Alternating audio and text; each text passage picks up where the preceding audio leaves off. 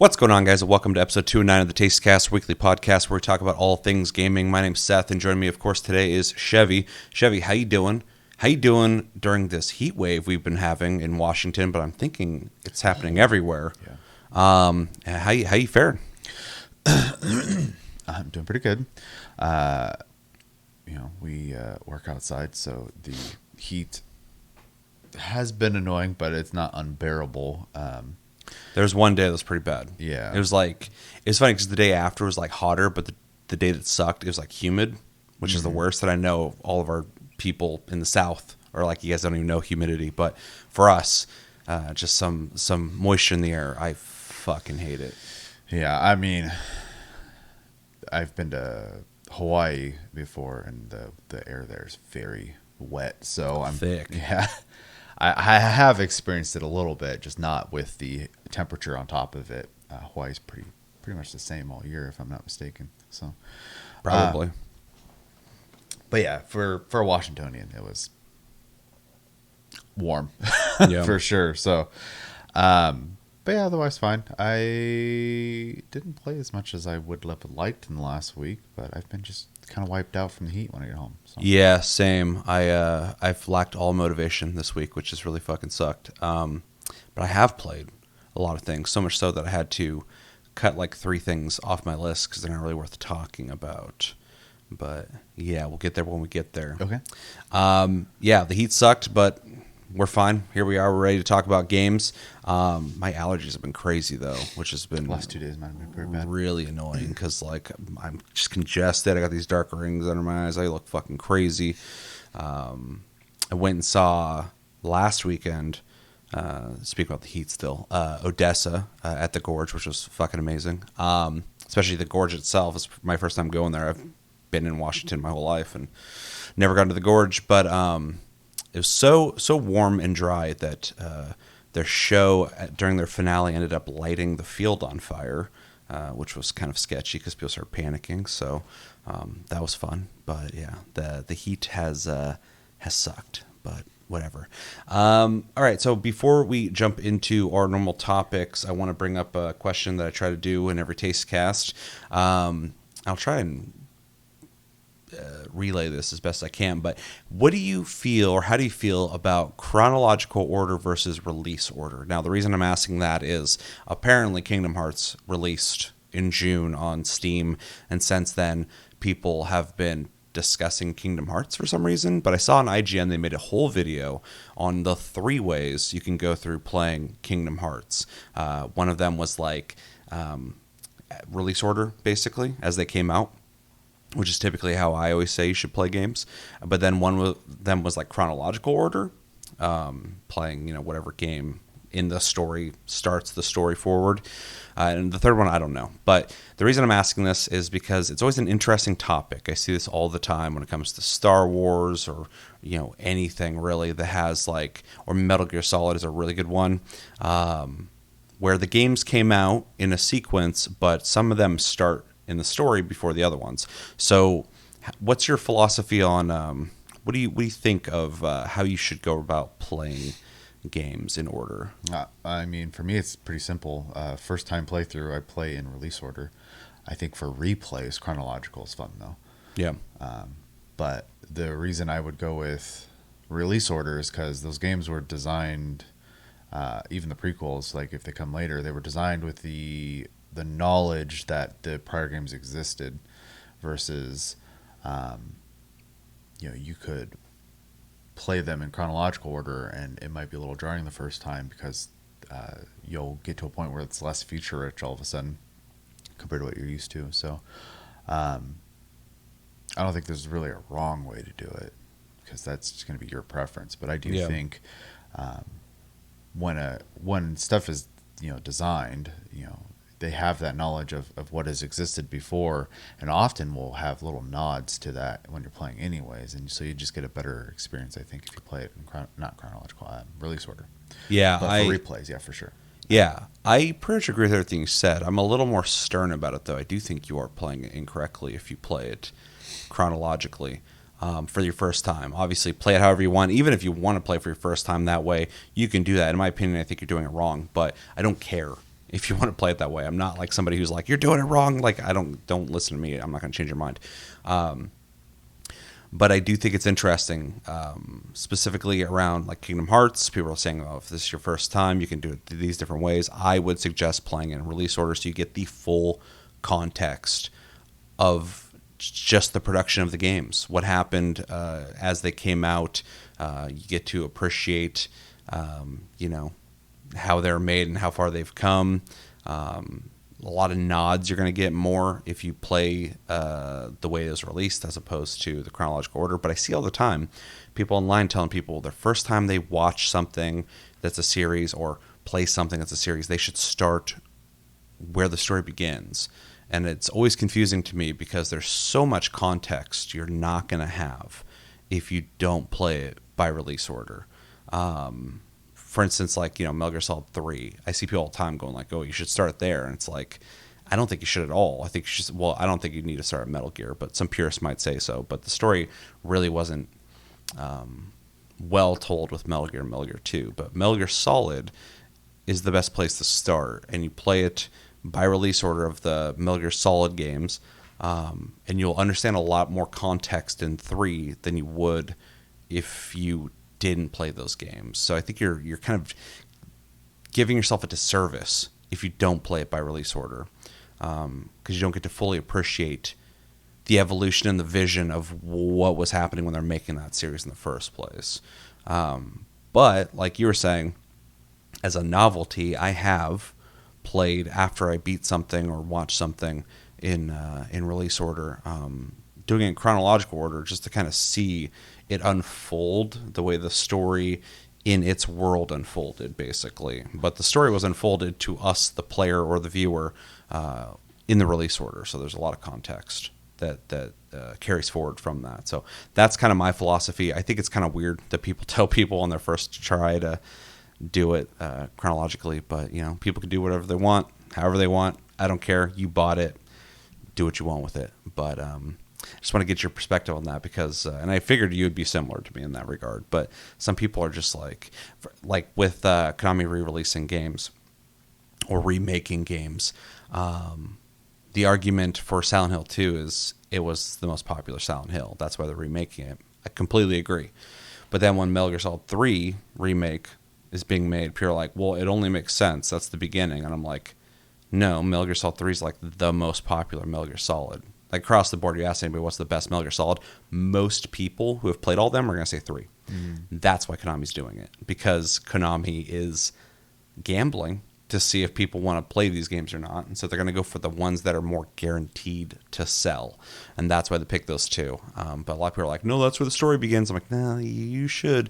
If you really were thinking that way, you should start with Metal Gear Solid because that's where the story for us begins and unfolds to 3, which is a prequel.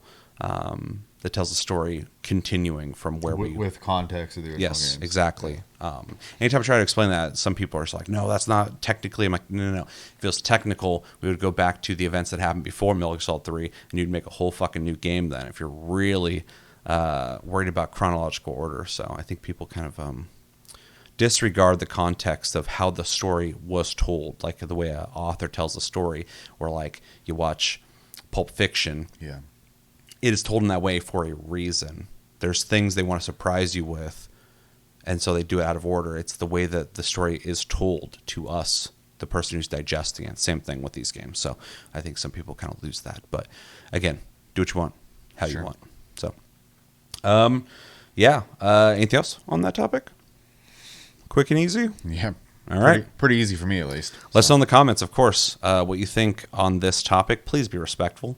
Some people get really heated about this topic for some reason. And like I said, play and do things how you want as long as you're not harming others. So, wow, especially in entertainment. Like, you spent money on it. You can do whatever the hell you want with it. I don't give a single fuck what you do.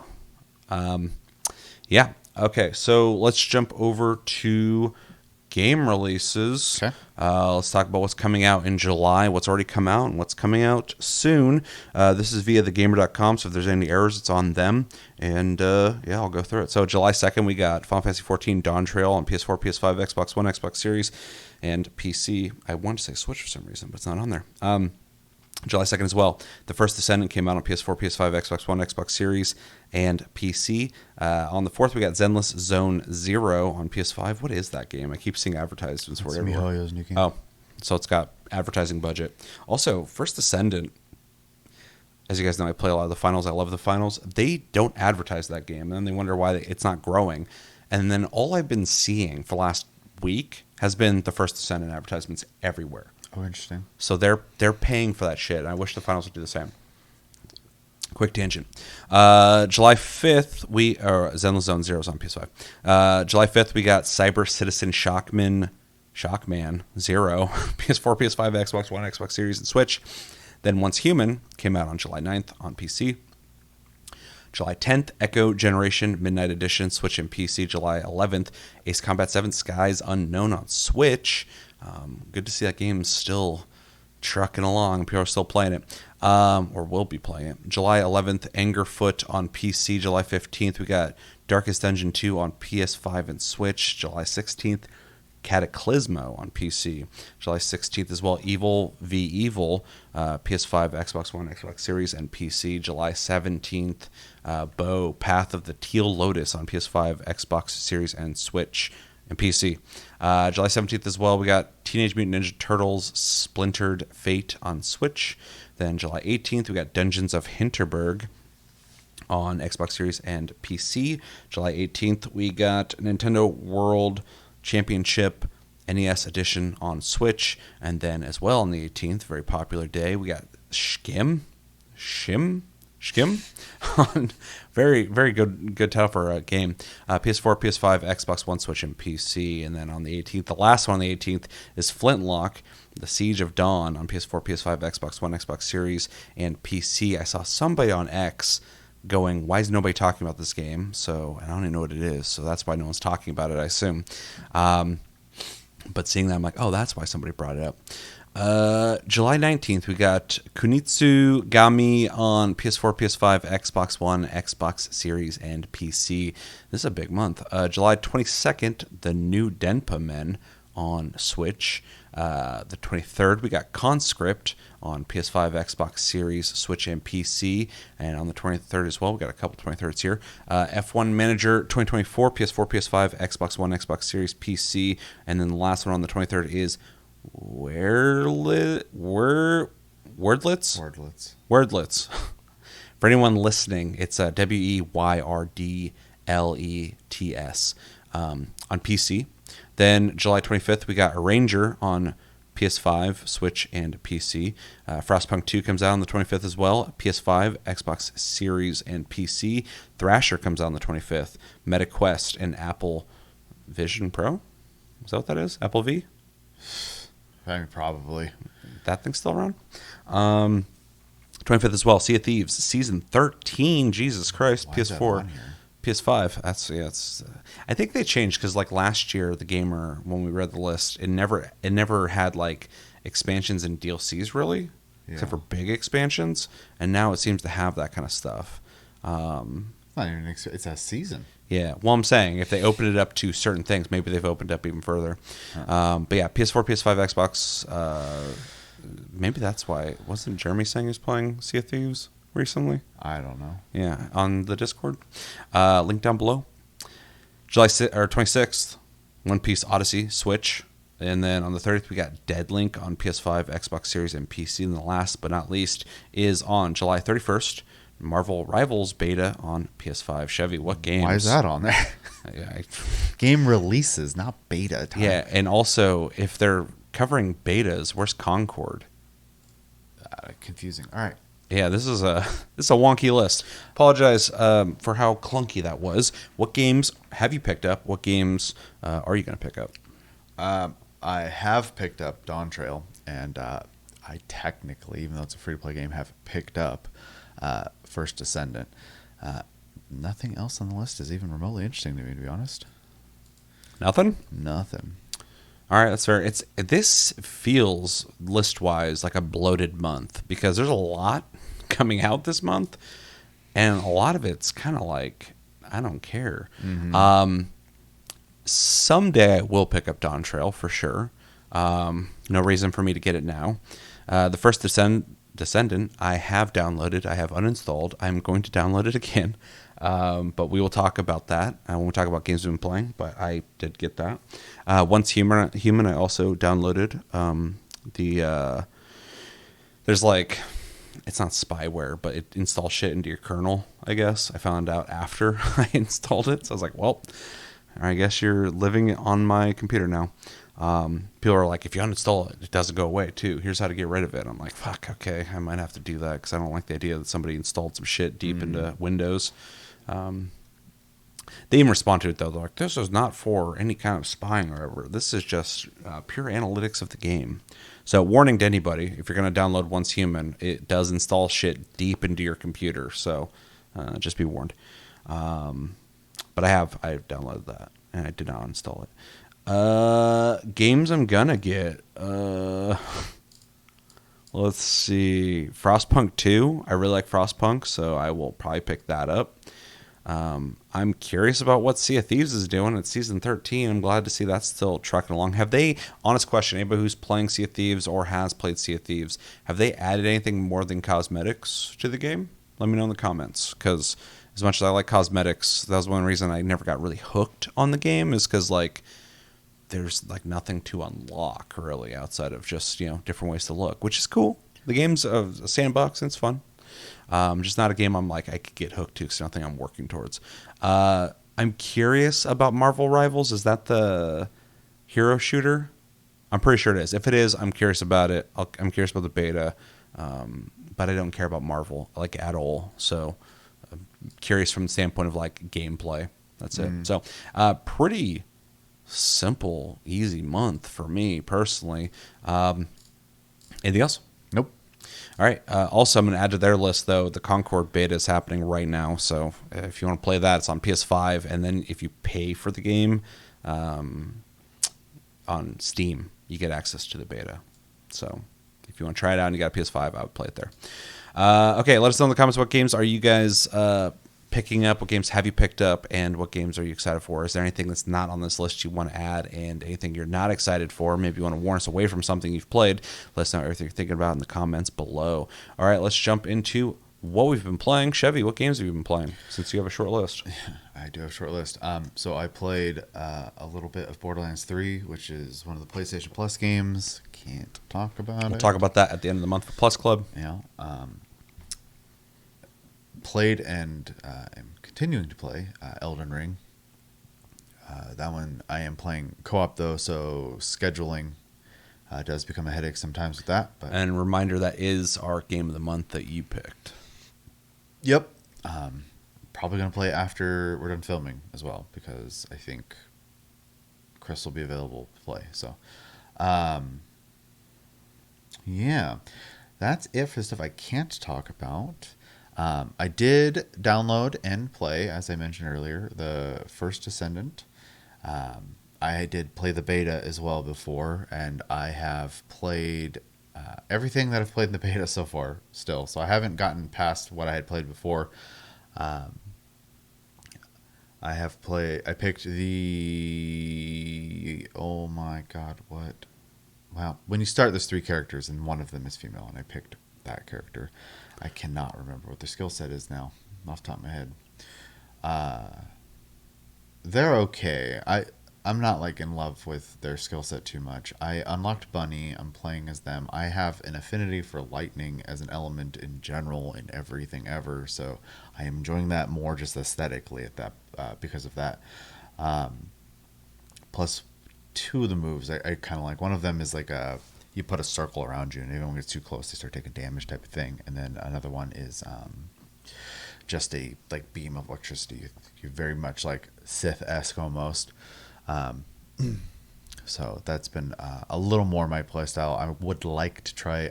I don't remember anyone's names, so if you're someone who's good at names, then I'm going to drive you crazy. But the water character, she has some crowd control moves, and that is kind of up my alley anyways. I like that kind of stuff. If you could describe this game for anybody who doesn't know what First Descendant is, because it's a newer game, how would you describe it? It is a cross-play hub-based MMO-esque looter, not looter shooter so much, but I mean it's a looter shooter. Looter shooter. It's just the loot's not. It's like slow upgrades basically constantly. It's Destiny-esque. Yeah, and it's very similar to like Destiny and Warframe in its philosophies. It is definitely a light version of both of those games. So temper your expectations going in. I am playing it mostly because I'm curious where the game is going to go. I also am curious what like the end is going to be like for the game.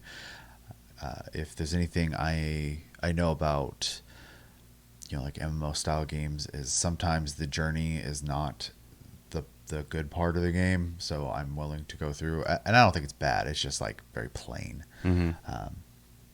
But I'm curious what it's going to lead into. Because so far, it's very easy. So, and I'm not even a difficulty guy. I don't care about that kind of stuff. Yeah. I don't mind just grinding out, just upgrades and stuff like that, which is basically what this game is.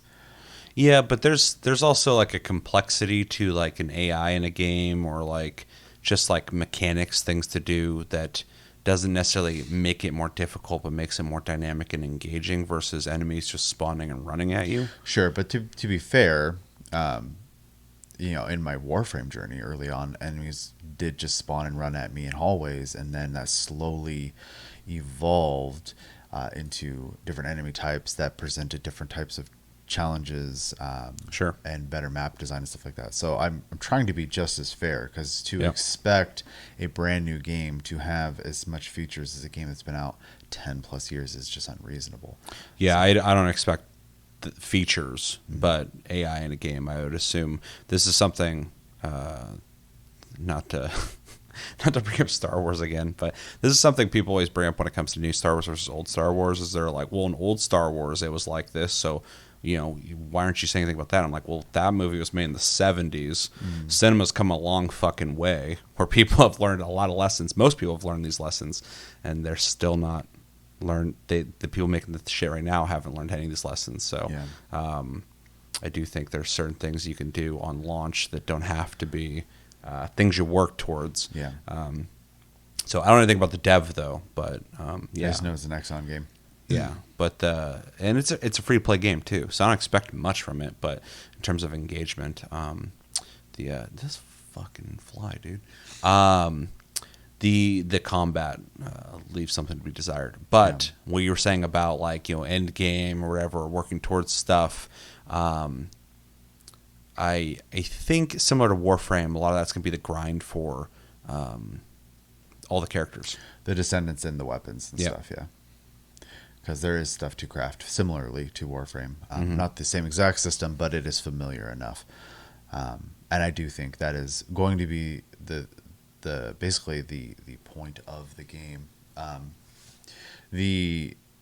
similarly to Warframe as well, you can either earn or buy your way into things, and you have character slots. You can only have X amount unless you have slots. It's very familiar. So it literally feels like gameplay wise they were more inspired by like Destiny, but free to play mechanic and character wise it's absolutely inspired. Like they literally looked at Warframe and went like, well, that game's popular, let's do something similar to that. Yeah. And that's good, because I think Warframe is one of the examples of how to do free to play. So they're taking one of the best examples out there. Yeah, though I have seen large content creators who aren't familiar with the space look at it, and because of all the microtransactions, immediately get weird about it.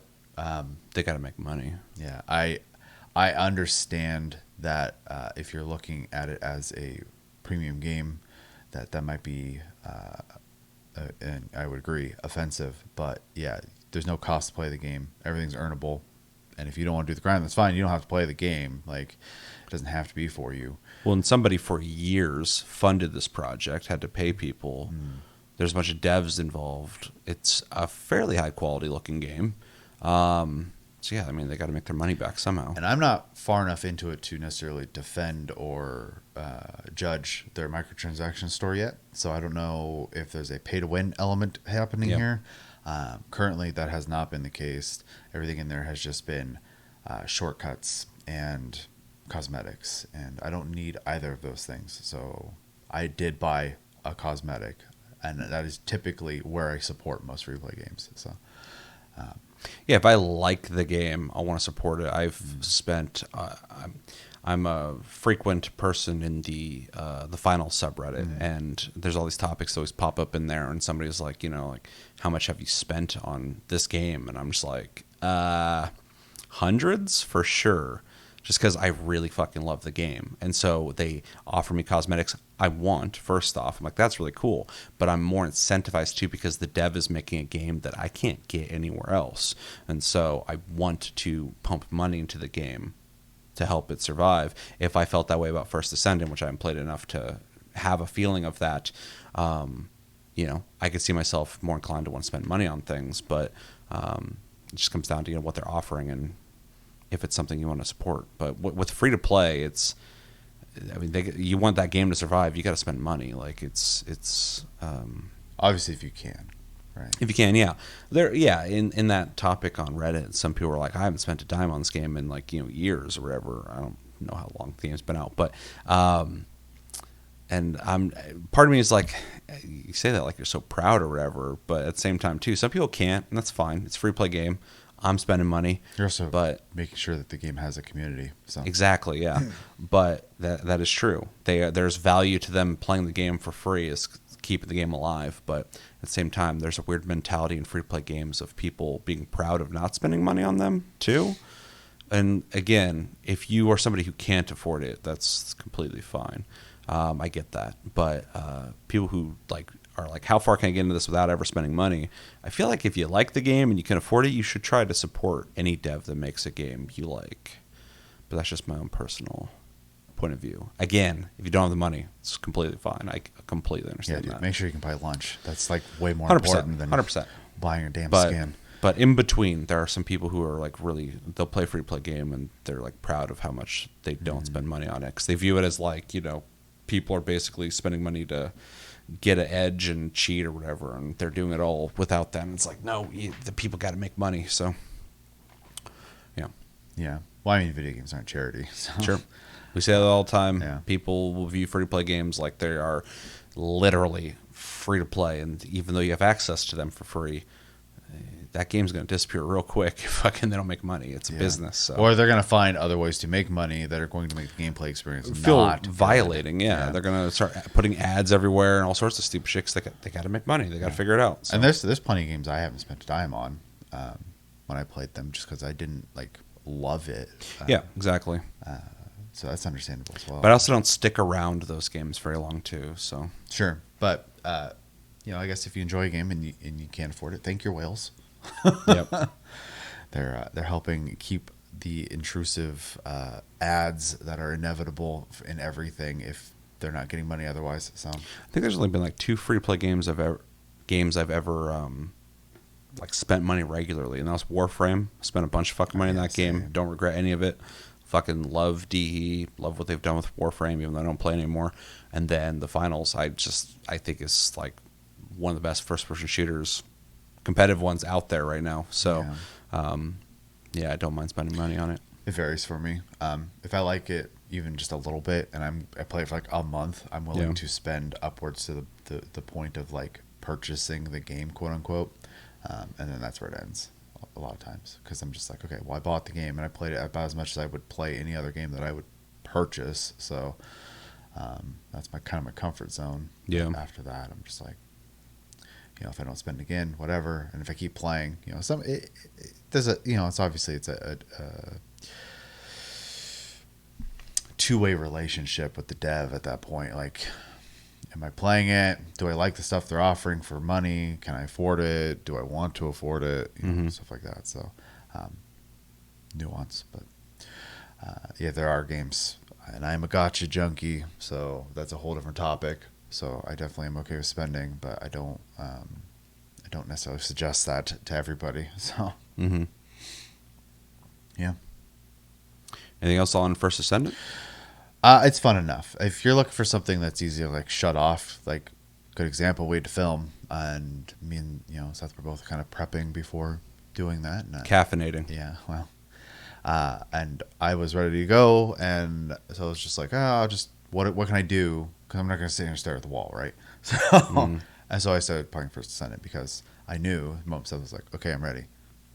Shut the game off. So, Yeah. Versus like I had humored playing Final Fantasy 14, which will be my next game. I've been playing.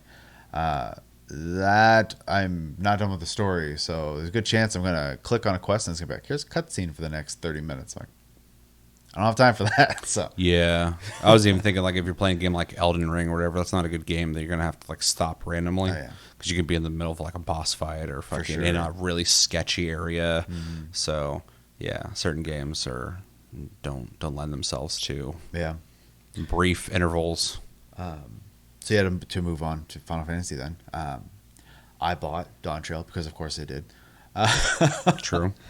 And I've been playing that. I have not cracked out on it for one major reason, which is the story has not hooked me at all. I don't necessarily think it's bad. I just don't think it is good either. It's just there. It's a catalyst to get me to level at this point, which is fine. I kind of was expecting it to be lesser in that regard because their major story they did for 10 years, like we're coming off of that now. So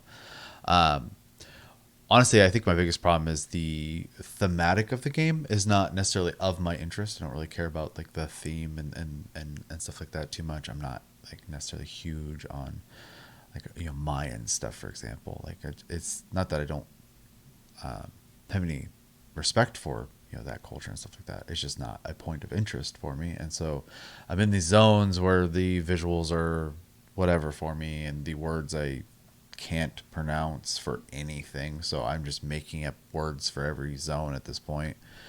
And then the main character for the DLC, I feel like I'm babysitting her and not going on an adventure with her, and so it drives me insane. So story elements aside, though, the gameplay is exactly what you would be used to at this point in the game, which is not a bad thing. I'm happy to have stuff to do again. Going through the grind, I hit max level halfway through the story, so I had to pause the story, go back, switch jobs, and level it up to be at the level of the story where I'm at, which I just did last night, so I can continue the story next time I log in. And I'm hoping the second half of the story maybe is a little more interesting, because I've hit the, to my knowledge, finale of the part of the story that was driving me crazy. I'm sure some people aren't going to like that, because I've seen some people who really like her, and I just might as well have a child with me. Yeah, the environments are really cool. The graphics update has been nice. I've watched some comparison videos, and I didn't realize. It's funny because when you look at it in pieces, it didn't seem like that much, but seeing it side by side with the old graphics, I'm like, oh no, it's improved quite a bit. Well, they released some of those videos that showed like both of them, and I thought it was a pretty big increase. Well, one of the big things I noticed too is the flora, though not like crazy, modern day AAA standards for flora. It flows in the wind, and when you walk through it, it moves out of your way, which is not something I expected from Final Fantasy 14. So it also looked like they increased the density. Very much so, yeah. So, which is cool. That goes a long way. Lighting's a little more real looking. Metals are reflective and stuff like that now. It's nice. So, I haven't played all the jobs yet. I play mostly healer, so I leveled White Mage initially to 100. My new skills are safe and welcome additions to the kit, though having a gap closer, and if you're not familiar, that just means being able to get forward quickly. I didn't feel like I needed, but I mean, I'll take it. Plus, they gave it to people at a lower level, which is probably good to help lower level players get out of mechanics a little faster. But yeah, I don't understand why it was given, other than maybe just to be another tool for people to move faster. So, and then the final ability for White Mage, we already had an ability where you basically it's a long cooldown. It's a defensive ability. Wings pop out of your back, and then everyone around you gets a major defense buff. Basically, that still exists, but now you can click the button again. The wings disperse, and everyone around you gets a small shield for a temporary amount of time and a heal over time for a little bit of time. So it's just a combo basically to that move at this point, which I like. But again, it feels really safe. The one thing they did add to kind of throw me off was my new attack spell is attached to a buff. And so the way I have my hotbar set up is my first bar is my healing abilities, because I don't want to have to like reach my fingers anywhere to heal. I just want to be able to click and heal. My second hotbar is I have to hold shift for, and those are all my attack spells. And then my third hotbar is all mouse clicking, and it's my buffs. One of those buffs turns into an attack now, and it's very inconvenient in combat because now I'm like bringing the mouse way over to click on it, and I just don't know where to put it right now. So I'm gonna have to figure out a hotkey for it, because it's driving me insane that I have to click on that to do an attack. But I'll figure it out. It's just a matter of getting comfortable with my new kit and figuring out where I want buttons now. But it was a weird decision. And then my second job I've leveled is Astrologian. They've completely retooled it again. I do not have a deep, intimate knowledge of the previous one, so I can't do a good comparison. But currently, it feels really easy to understand, which I appreciate, because I don't want to push 7,000 buttons to play a game.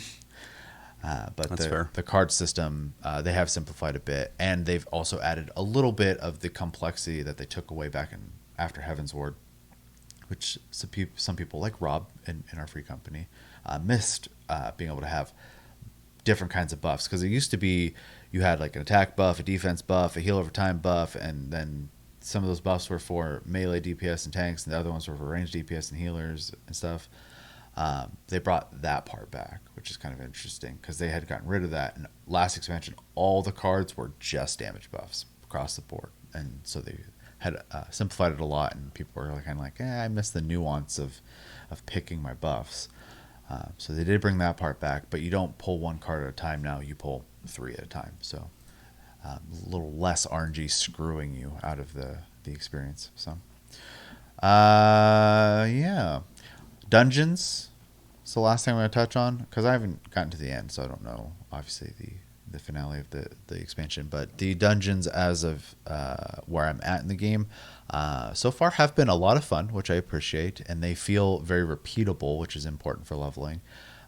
My minor criticism of the last 2 expansions is the dungeons were incredibly cinematic and great for the first playthrough, first from a story perspective, but then like replaying became tedious because there's just so much like set piece you're going through. Basically, these feel much more repeatable to me.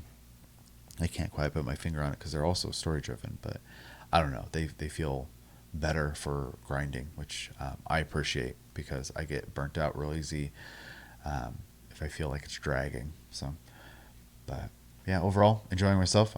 I'm gonna hopefully beat it by the end of the month, but we'll see. My gameplay has been all over the place for that game right now, but I have too much stuff to play, I think, is the problem. So. Fucking true. Although, because no like must play games are coming out this month, it seems it's a good month for that. So yeah, I think that is all I have played. So go ahead. Okay, so I've played NHL 24, Among Us, Borderlands 3. I have not played Elden Ring yet. So, and for anybody who maybe is new, I don't mean in general, but like for this month, because Elden Ring's our game of the month, and the other 3 games are games we're reviewing for Plus Club, which will be at the end of the month. So I can't talk about them yet, but I have played those games. For the record, I have played through and beat Borderlands 3, so I could technically review it right now. But I think it's important to obviously play this month so I can get a feel for it on controller. But I do plan on playing Elden Ring, Shadow of the Erdtree, because I beat Elden Ring back when it came out, and I need to return and play the DLC. Okay, so games I can talk about playing. The finals. I'm still playing the finals. I play the finals almost every single day. Doing my dailies, all that stuff. I have finished the main season pass, but there are 2 tiers that are extended. And they changed something up this year, or not this year, this season from last season. Last season, they added the extended tiers later in the season. So we thought we had all finished the season pass, and then they added 2 new tiers, which was awesome that they did that. This season, they just added them already, but they take way more XP to unlock the individual parts of the tiers. So I am grinding to unlock things, which is probably good. I'm working towards stuff. It's taken a while. Other than that, though, still rocking heavy, still wrecking lights, even though the meta right now is everyone's playing lights. People are complaining about it. I'm not, because as a heavy, I like lights because they die really easily. But people are really upset about the meta right now. Yeah, just playing it, really enjoying it. Love the finals. You should play it. Days Gone. I picked that up during the Steam summer sale for like $10, I think. The reason I picked it up is because I played it, I think, via Plus Club at one point. Before that, I had never played it. And then I was like, there's a pretty decent game here. I understand why people are upset that this game kind of got slept on. But the prospect of playing that on a mouse and keyboard, I was like, that sounds more interesting. So for $10, picked up Days Gone. Been playing it a little bit. I think I put like 2 or 3 hours into it so far. It's so much better on PC. I'm like slowly just like, and I've always just been more of a PC player anyway, but I'm like, if PlayStation keeps just like putting their games on PC, you might be just forcing me to stay on PC forever. Because like Microsoft already did it, and Sony's on their way to do it right now. So. Yeah, these guys are just going to end up being just like publishers who make controllers. I don't know, because it plays really good on my PC. I think it came on PS4, so it should. Looks good, plays really good with a mouse and keyboard. The aiming feels tight, which I appreciate. And yeah, it's a good experience so far. And I'm going to keep playing it because I've been kind of in the mood for a like single player story-oriented shooter. So throw some recommendations out there if you have any ideas for games like that for me. Finally got around to playing Chained Together. If you don't know what that is, it is a up to 4-player cooperative platformer where everybody is chained together. You have to get out of hell. So you're going up, up, up, up, up. And if you fall off platforms, you fall and you have to try to land... Huh? Rage game. Yeah. You have to try and land somewhere before you hit the very bottom and start all over again. There is an easy mode, though, in this game that allows you to teleport to the highest point you've been, which I think is cool. I'm not doing that, but it allows for people who just want to play the game without the pressure of going like, oh, I completely fucked up. For sure. So it's good. It's a good thing. You don't have to play it that way. Other people can play it and they can still enjoy the fucking game and they can buy the game, which is ultimately good for the dev. But I'm playing on normal. I've played it by myself, which is not the purpose of the game, but I just wanted to check it out. And then I played it with Josh, and it's really fun, but really fucking stressful, which I expected. I want to play it with 4 people. I do know Cody wants to play it as well, and I think Sarah was interested, so I could get 4 people together. The game... definitely is, everybody like talks it up like, oh, you're gonna hate your friends or whatever, and I can kind of see that, but I think a lot of people, when I've watched their videos, aren't communicating well. Obviously there's a skill aspect of platforming. Hopefully you can jump pretty well onto things if you've played Mario or any platform that's ever existed. But when I watch people play, they're like, I think they're all streaming too or something, because everybody's just like yelling and fucking saying a bunch of rap shit like, oh my god, blah, blah, blah. And I'll be like, oh, dude, I'm gonna go over here, and then some of the guys are like, okay, 3, 2, 1, and like on 2 people are jumping shit. And I'm like, that's why you motherfuckers are so pissed at each other. It's because like nobody's listening to each other and you're just doing random shit. When me and Josh played, we fucked up multiple times. But like there's these parts where there's these lasers moving around, and if you touch the laser, spike thing will come out and throw you off the map. And I would be like, okay, hold on, stop, and we'd like stand there and just watch the pattern. And he'd be like, okay, what we gotta do is jump, jump, jump. And I'm like, hold on a second, like, can you repeat that? Like the one closest to us, talk about that one, and then tell me what the one furthest away, what you think we should do there? And you tell me. I'm like, okay, but what if this one closest to us comes to us, jump over, it's going to come back, jump once, and then when it goes away, jump over the next one. And then we'd plan it out, and we'd execute, and we'd be able to do it. And it might, if you play the game enough, you're just going to run through and know what's coming. But for your first time, when the stakes are so high of like you fall, you're going to lose all this progress, I wanted to make sure we like had it dialed in. And for the most part, I think we did really good. We did quit at one point, though, because it was like 3 or 4 a.m. We're getting ready to like wind down anyway. We'd gotten to, for anybody who's played it, the subway area, or the city. We got to the city. And I fucked up, hit a laser.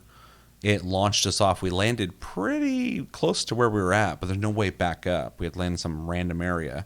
And so we're looking for a place that we could drop down to that would minimize the amount of work we'd have to do to get back to where we were just at. We found a subway area. So we dropped down to the subway, landed down there, and I told Josh as we're falling, I'm like, and I fucked up the first time, so I'm not throwing him under the bus here or under the subway. But I told him, like, don't land on the subway or where the fucking trains are at. And he didn't, but as we landed, he ran in front of me too close. The train grabbed him and pulled both of us off, and we went down even further. So at that point, we were both just like, fuck. And I was like, let's just stop here, and we'll continue later. And he's like, okay, cool. So, yeah, I threw us off, then he fucking threw us off further. So it was like just insult to injury. But yeah, if you're okay with like failure and something being challenging and being really fucking aggressive and how it punishes you, definitely play this game. Except for, like I said, there's that easy mode too, so don't feel pressured into that. It's actually probably a good starting point for people who are maybe interested in rage games because of that checkpoint system in the easy mode. Yeah. A lot of these games don't have that.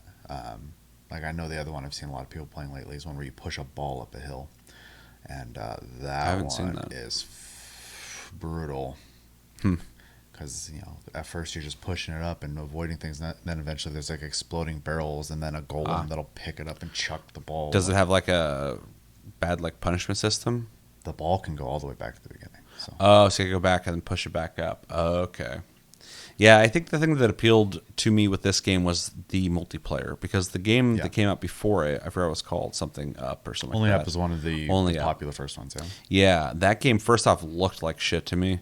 The platforming didn't look that tight to me, and it was like, you just do it by yourself. So I'm like, janky. That's like a perfect like streamer game for sure, because people are going to watch you fucking freak out. I've watched all of these rage games on streams. So. Yeah, but this game looked cool to me because first off, it had a little bit more of a theme. You're trying to escape hell.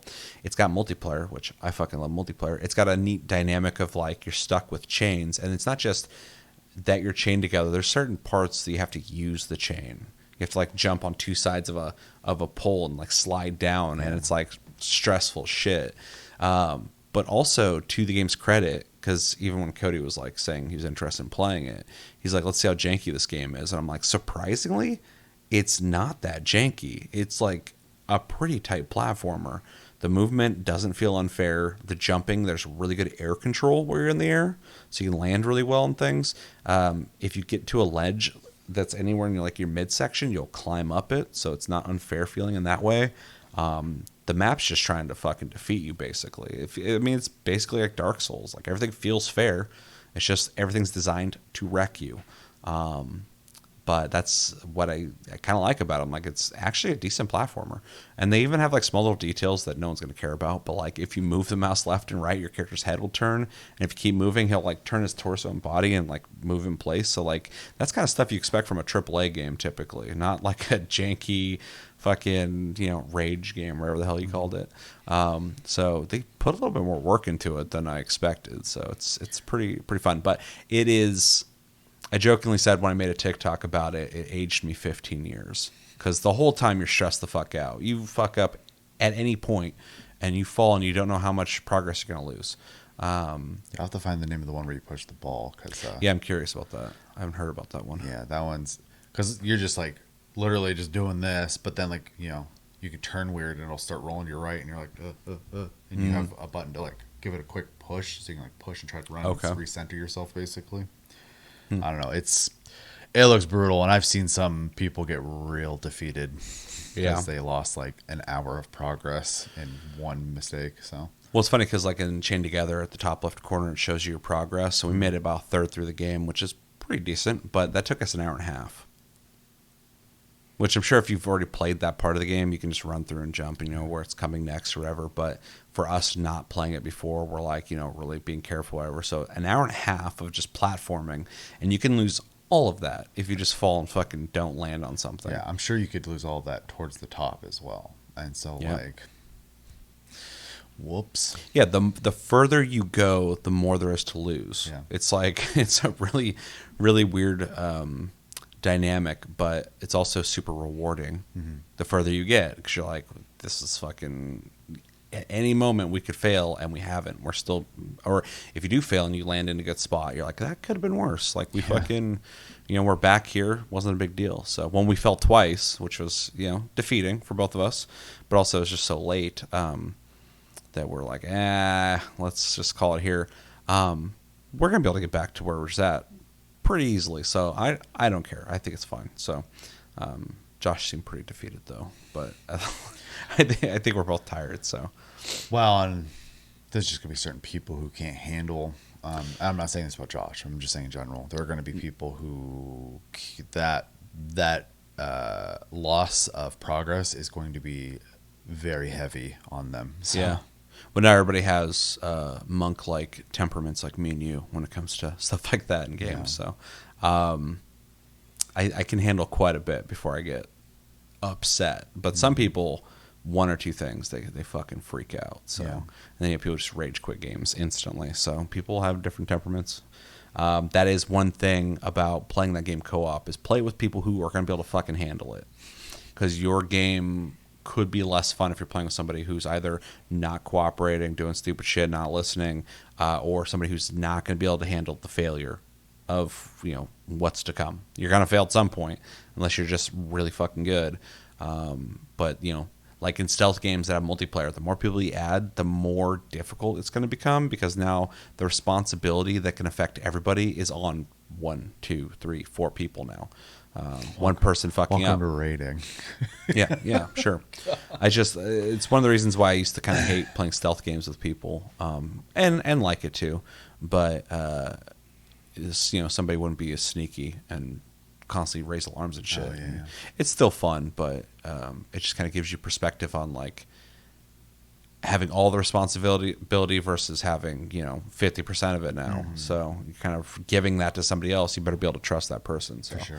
In a game like Chain Together, I would not play that with just anybody. So, yeah. If I liked platforming, these games I love watching them, but every one of them is effectively a platformer without a safety net underneath you, and so I think you'd be great at it, but I know you don't like platforming.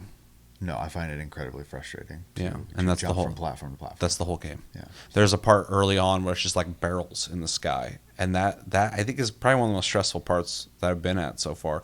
Not the crazy shit flipping around. I'm pretty decent at like dodging in games like that, so that's not that big a deal to me. But like just landing on the fucking barrel precisely, just being slightly off and losing all your progress, it's like it stresses me the fuck out, because I'm like, I'm gonna be able to do this, but what if I don't fucking land on it? So like in Final Fantasy XIV, there's this feature called like sightseeing, and they're called lookout points. And they're just these little glowing, not glowing, they almost look like bubbles floating, right? And you go up to them, you do an emote, and then you get the sightseeing log, you get a little EXP. It's just an activity to do. In Stormblood, they added platforming to the game, and so like Kugane Castle, you can go up to it, and you can climb to the top of it, and there's a lookout point up there for your sightseeing log. So to get that point, you have to do the platforming up the castle, and I absolutely hated it to the point where I switched over to Blue Mage, because Blue Mage has a self-destruct ability. Had someone be a healer, and I would just blow up and have them res me up to them. And I would just keep doing that to go up, because I just didn't want to do it. So, but that was liked by so many people because a lot of people like platforming. That is now a mini game, the Golden Saucer. Every 20 minutes, there's a platforming mini game that opens up, and you can earn MGP for the Golden Saucer by doing these obstacle courses, which is just a lot of jumping on tiny little posts or moving platforms and stuff like that. And yeah, It's amazing how that's one of the first fundamentals to video games. Video games was just get onto this platform, don't fall. Yeah. And it's still In everything. such like a fucking. It's one of the most basic fundamentals that's still in so many games. Even when we played Remnant, like some of the puzzles are just platforming. I was like, Yeah. Well, and I'm not even talking about like there's a gap here in the design of the map you need to get across it. I'm talking about like actually designed for you to be challenged by jumping from here to here to here. It's still like such a thing. Like I remember playing like Guild Wars 2 and there was like a lot of platforming in it, and I was like, man, they've really put some emphasis on it. I like that kind of stuff, but yeah, I get some people don't. But I think it adds like an adventure quality to playing a game.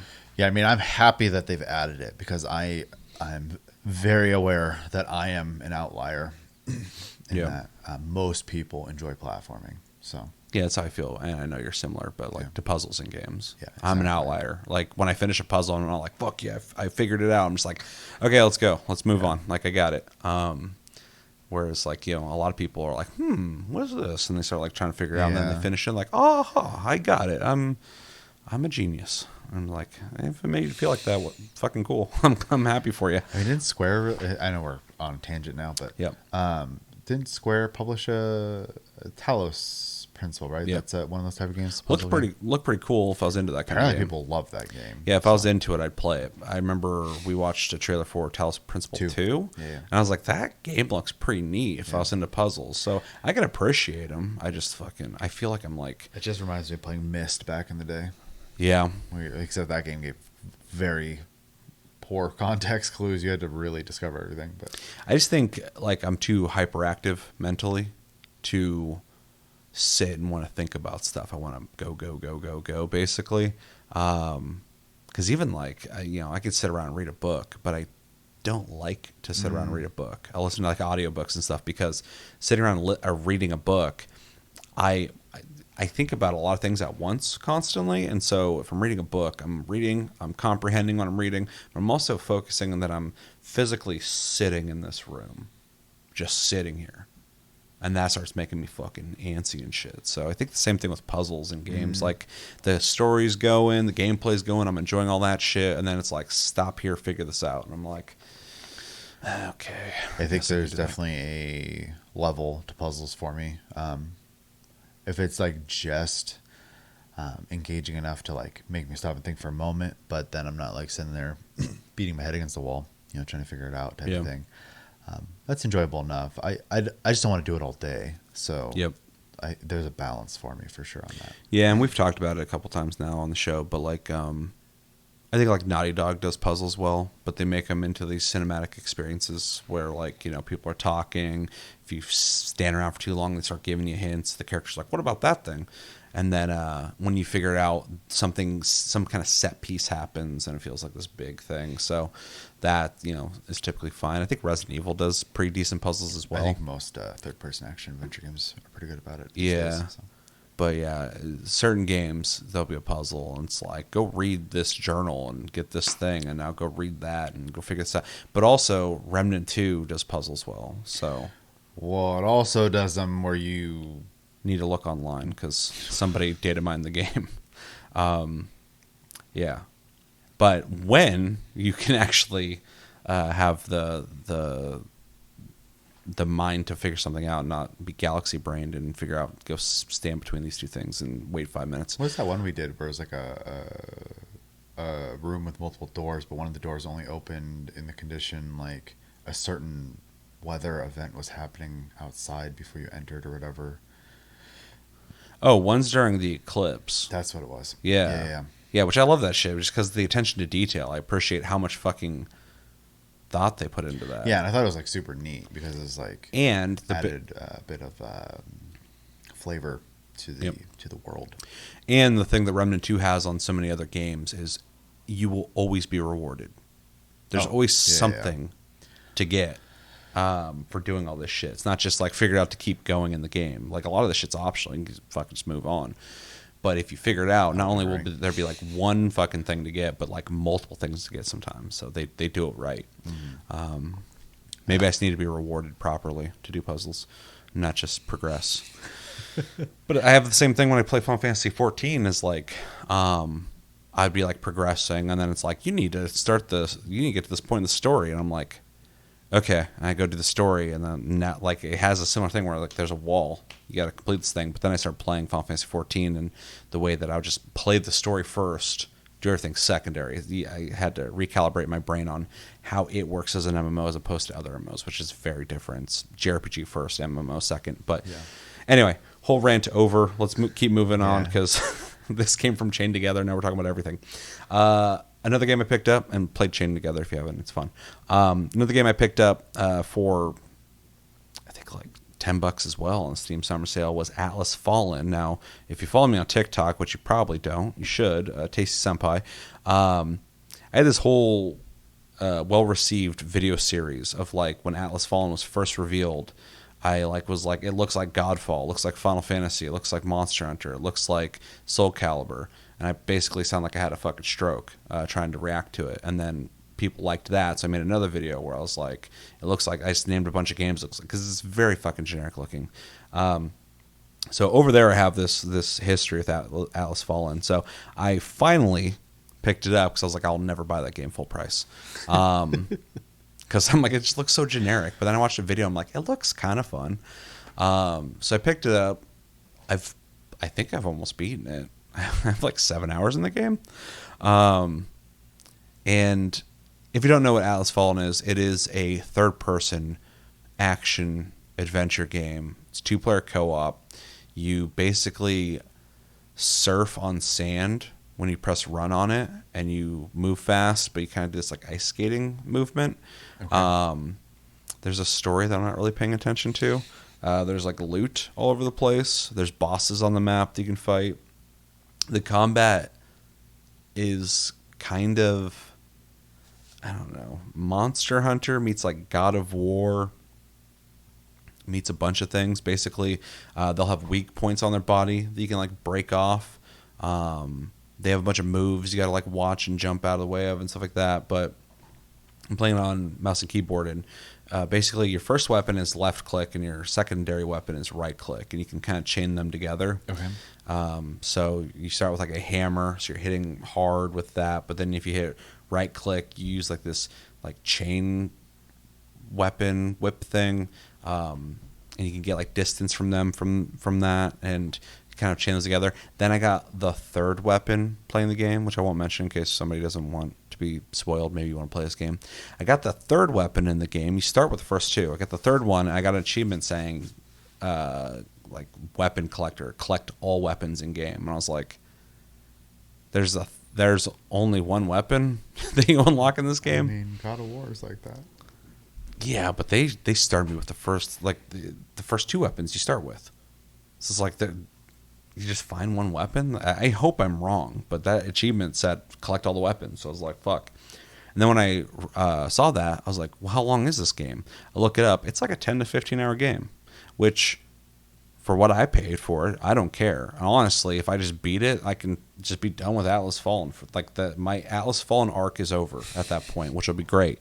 It's a foreseeable end that I'm actually happy to see. So if I do beat it in like 15 hours, I'm happy with that. But I was kind of confused that it felt like the game was like wrapping up, and I played it for 7 hours. I'm like, the fuck is going on? Because a game like that I typically would assume would be like at least 20 hours. So apparently not, but I guess it's 25 hours if you do every single thing in it, but I'm not. It's still pretty reasonable. I'm not going to do that. But maybe if I played it co-op, which I plan on doing it, that's one of the reasons I stopped playing. Is like if I'm about to beat the game and I want to play it co-op, I should just not beat the game and see if somebody else will play it, and then I'll play co-op with them and beat it with them or something. But the game is pretty cool. It's definitely a game you want to get on sale. I wouldn't recommend people pick this up at full price unless you just really have to play it, but you probably already picked it up then. Plays pretty good though. The combat is definitely where it shines. I think the combat is actually like really good. It has a bunch of I forgot the terminology they use, but there's basically 3 tiers that you have with a main thing you can equip a move into on all 3 tiers. So that's 3 main moves. And then outside of that, things that augment your dude, basically. Okay. Like if you block, you get this. If you hit somebody, this happens. If somebody hits you, this will happen. And you're basically equipping those onto these tiers. So there's a lot of room to create builds. And there's so far is a lot of these, and I forgot what the terminology is for it, but these like glyphs or tokens, wherever they are, to equip. There's a lot of them. So far I've been having a lot of fun building my character, and you see that in the combat, and the bosses are fairly challenging. So it's pretty fun there. Exploration's okay. The world is a desert, so if you're not into deserts, it's a desert that you ice skate in. There's one elevated area I've been to so far though that was grass, so maybe there'll be more of that. And you can't ice skate there, so you just run there. So it's kind of interesting how you just skate on sand. There are areas you can't really access until you get other things. I'll just put it that way. So it has kind of a, what would you call it, like a Zelda vibe to it in terms of exploration. And yeah, it's got a story. The voice acting is not good. That's fine though. I'm not playing it for the story. Maybe the story's good. In one of the reviews I read, somebody's like, "Story's pretty decent." I'm like, I wouldn't know. I'm not listening to people when they talk. And yeah, it's all right. I'll beat it, and I'll give you guys a final view on it. I don't want to talk about too much because the game's like okay. But if you are curious about it, you see it on sale, I would say pick it up. I think it's pretty fun, especially I haven't played it co-op yet, but I assume it's more fun with a friend because I guess it just has like full game co-op, like you just play it together, beat it. So that's always a good thing in my book. Next game I played was the first Descendant. We already talked about it, but quickly, the first 3 people I picked the bigger dude with the horns. He basically is how I play the finals, so I picked him because he has a dome shield, he has a shield, and I think he's supposed to be a tank type character. So I was like, that's cool. He's their Rhino. Yeah, basically, or they're heavy from the finals because I'm finals minded. Yeah, so that's fine. The gameplay is also fine. It's actually a decent looking game. The shooting's tight, which I appreciate. Guns are interesting enough. It does have the Destiny feel where like every gun that you find isn't like a new and exciting weapon, but just like has better stats basically on what you already have, and then there's ways to upgrade that. So until I'm sure there'll be like legendaries, yeah, but I haven't got to that point. Yeah, that's what I assume is going to happen. And then it has boss battles that everybody talks up, and then in their advertising they show people latching onto them and flying up and hitting them, and it does teach you how to do that in tutorial. But every boss battle I've done so far with random groups, everybody just shoots it till it dies. So maybe that'll get more interesting later. I don't know. For the record, I'm like level 10 or 11, so I'm not that far into the game. So he's done the level 10 boss. Yeah. There was like some field boss I fought, though. I don't know what it was, though. But anyway, it reminded me of Destiny, how these things happen. There's just people running around, and all these people just showed up and fought it. Yeah, I haven't unlocked any other characters yet, so I don't know what they're like. But I did uninstall it because the gameplay itself was simple, like I said before, how I alluded to it. But I saw you were playing it, so I'm going to reinstall it because I feel like I will enjoy the game more if I'm playing and grinding with people. It didn't feel great playing it solo. So there's just other games I could play that would give me a better experience in this game if I was going to play it solo. So, but I don't want to poo-poo the game either because I've seen a lot of people like kind of talking shit about it. They're like, this is just like shitty Destiny or shitty Warframe. And even though Warframe is free to play, it's not the same kind of game. And I believe Destiny is not free to play now. It's pay to play. Yeah. I think options for people who want to play a free to play game are good. So like people are saying like it's lesser. It's like, yeah, a lot of free to play games are not as good as their counterparts. And some of them are fucking just as good. But we live in an interesting time now. But like I've played free to play games since basically their inception, and they've always been kind of lesser. But like depending on like, especially if you're younger, so you don't really have like a form of income, or maybe, you know, you don't have a whole lot of money, or maybe you fucking played the shit out of the games you're already playing. They're like this. Now you want other options. There's a bunch of reasons to offer games like this, even if it is like Destiny, but not as good. Destiny's also been out for fucking ever. So, like you were saying earlier, you got to give it time to grow into something. I think it's a good foundation. It's a little basic for me, but like it'll turn to something if it keeps, you know, continuing on. Yeah, I mean, there's a good chance I'll hit, you know, the end of the game and go, well, that was that, and I'll be done with it. That's what I did in that Korean top-down MMO. Lost Ark. Yeah, which I really liked until the end of the game, and I was like, uh-oh, this is the end of the game for me. That end game was brutal. Really bad. But otherwise, that game was like really fucking cool. It's kind of sad to see it. I do suspect though that a lot of the people that are like journalists are talking shit about the game because it's a Korean game and there's scantily clad women in it that are not. I guess we won't talk about the handsome men, but yeah, the scantily sure, clad women. yeah. It's all fucking. I don't care. It's all stupid. But journalists are, you know, seeing more and more of these games come out now, and they're getting really pissed about them. So because we got to a point where people were making less of those games, and so they felt like they won, and now there's a pushback because the pendulum always does this, and they're not happy about it. So any game that has a girl that is showing some skin, they're not happy about. So. Or even just a form that isn't inherently up to someone else's values. Sure, and I'm playing another game we'll talk about, Concord, and that's definitely like a Western style game, and you have very shapely characters, which is fine, but it's like a completely different philosophy on what they want to represent male and females as, whereas like in a Korean game, there's like, let's just make what we perceive to be hot characters, basically, because people want to play that. And so I think both are fine, but it's just interesting to see like a contrast in you know, what people value and what they want to represent and put in their games, stuff like that. So I think it's weird that you don't have to play this game, but you're so upset with it. Any form of entertainment at all. Yeah. So often I'll see something comes out and like I'm like, I don't like that, and then I just move on with my life. But there's people who like will dwell on it and be like, that shouldn't exist. And it's like, why?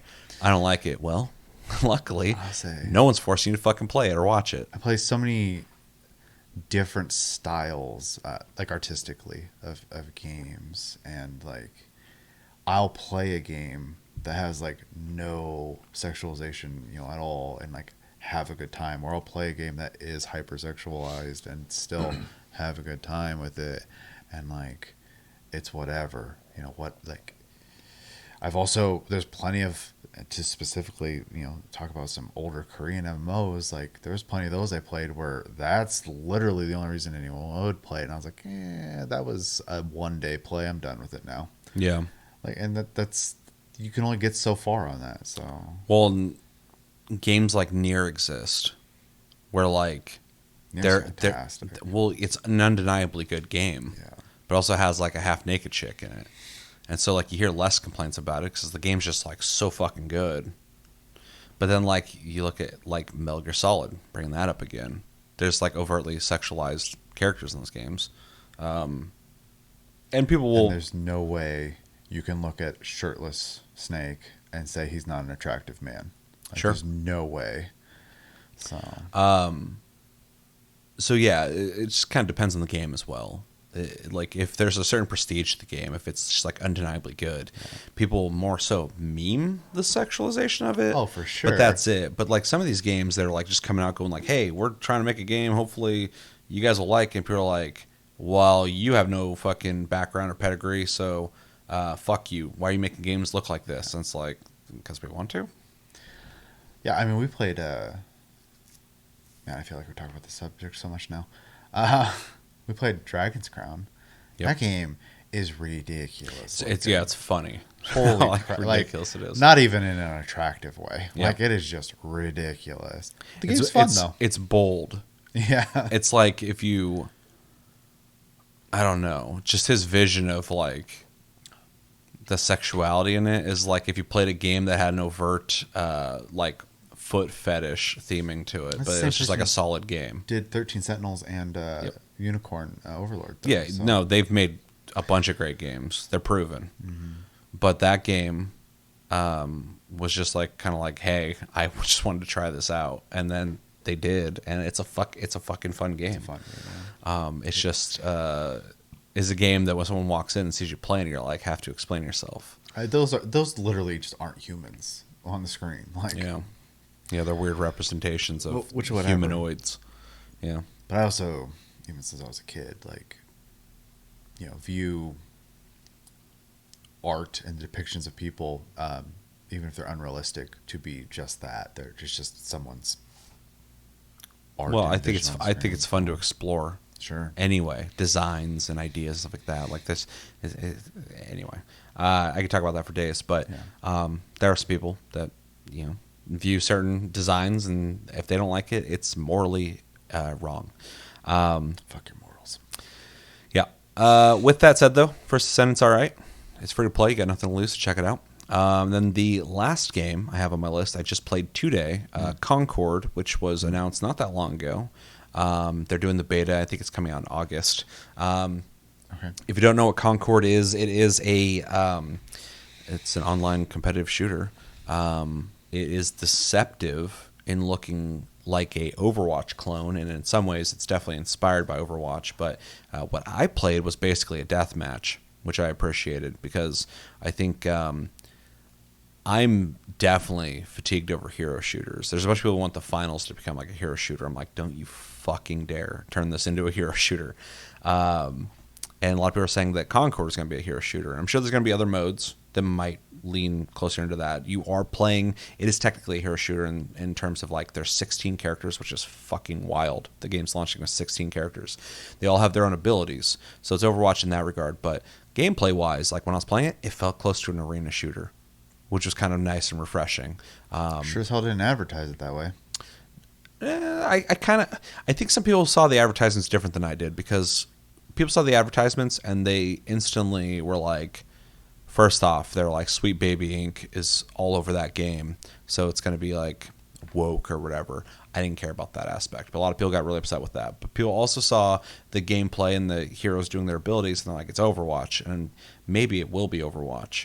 But I didn't see like the Overwatch style modes or like the deep like team play elements. It seemed kind of just like a fucking shooter. And so when I watched, I was like, the shooting looks decent. The abilities look cool. It feels closer to something like maybe Valorant, except for it's not Counter-Strikey. You're not like starting and then moving in and doing an objective or whatever. And it might have modes like that. I don't know. But for the deathmatch, it felt closer like Call of Duty or something. So it's an interesting hybrid.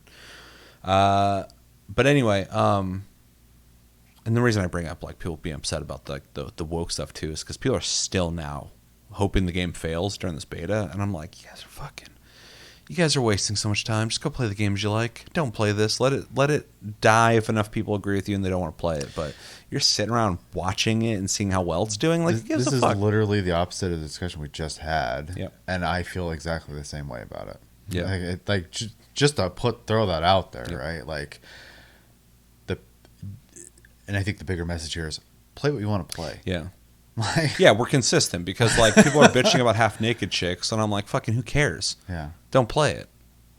Whatever. And then people are bitching about like, oh, this has like, heavier characters who, in my perception, are like ugly or something like that. It's obviously a woke game. There's people of different, diverse cultures and skins and stuff like that, or they're from different places, and it's like, okay, weird. So who gives a fuck? Yeah. They made a game they wanted to fucking make. People are going to want to play that game. Or not. You're not even judging the gameplay. You're just judging the visual style of it. So don't fucking play it. Like, it's the exact same fucking conversation. Yeah. It's same conversation, yep. Different spectrum. Yeah, it's funny how that was back to back because, seeing that contrast, I'm like, yeah, it's the exact same conversation. Just don't fucking play it. Yeah. You don't want to play that? Go play the anime Teddy game instead. Yeah, and then they'll be like, oh, it's too weeby for me. And it's like, fucking go play Call of Duty. Shut up. There's so many games. Yeah, just go exactly. play something you like. Yeah, not every game's for everybody. It's fine. So anyway, Concord. Without going into real quick though, when I'm thinking about the people being pissed about diversity and stuff like that, one thing that drives me nuts about games that do lean into that though is in this game specifically, all the characters have the same personality. Yeah, and that's boring. Yeah, I like click on every character and they're all just like, It's a valid criticism. just like smiling and like, And I'm like, why don't they have different personalities? They're all just like, I'm confident and happy and everything's good.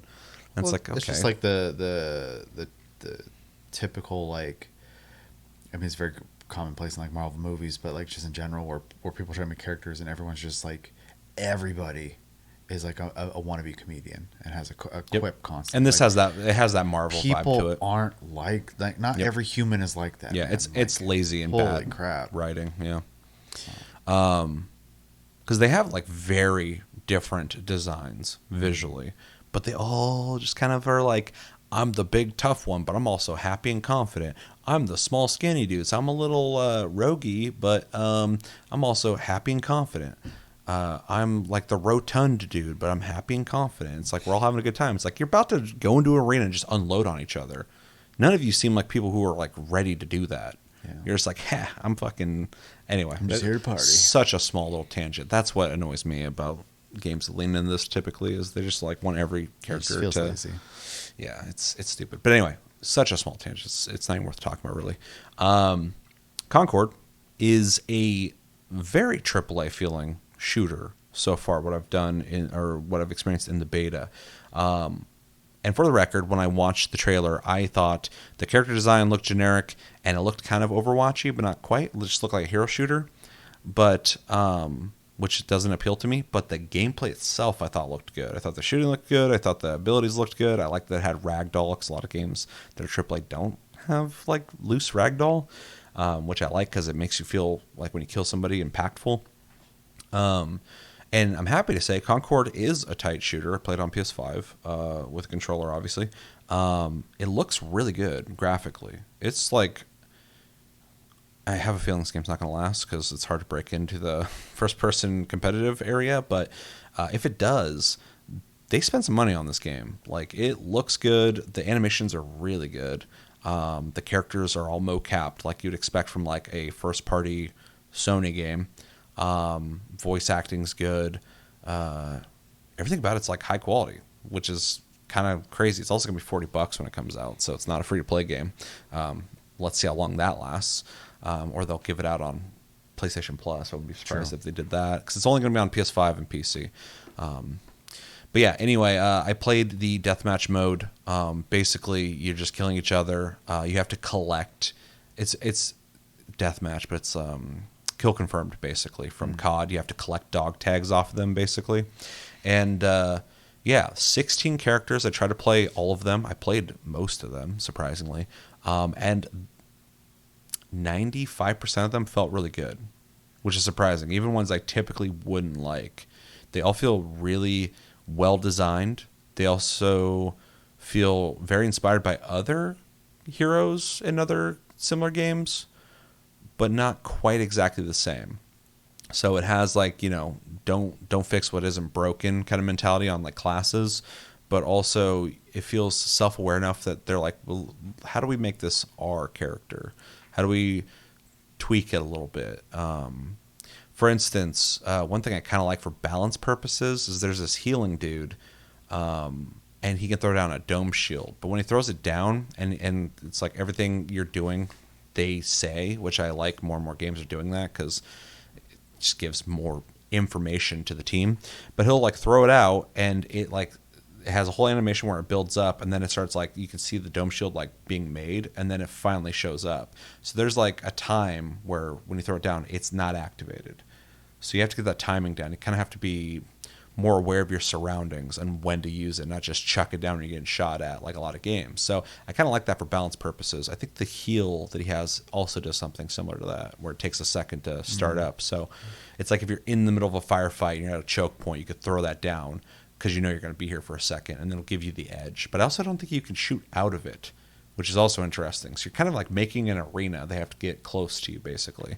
So that's interesting that they did that, because a lot of games wouldn't do that. A lot of games would just have you shoot through it. They can't shoot at you, and it pops up instantly. So I kind of like that they did that. There's a girl with like a rocket launcher that I liked because it just does splash damage. So I was just shooting at people. Even if I was missing, I was still doing damage. So I was like, okay, cool. She has a ability where she flies in the air and lands and does, splash damage around. Very typical of games like this. But then she also has a hover move, but you can jump from that hover. So you're not necessarily flying. You jump in the air, you're hovering, and then you can jump from there and hover. It was really weird how it works. But when you're in the air, I think you have better lock on. So they want you to be in the air more often when you're using a rocket launcher. So that's kind of an interesting, thoughtful class. There's like a mushroom chick who can drop down like a mushroom that buffs everybody in the area. Okay. But then what was her other ability?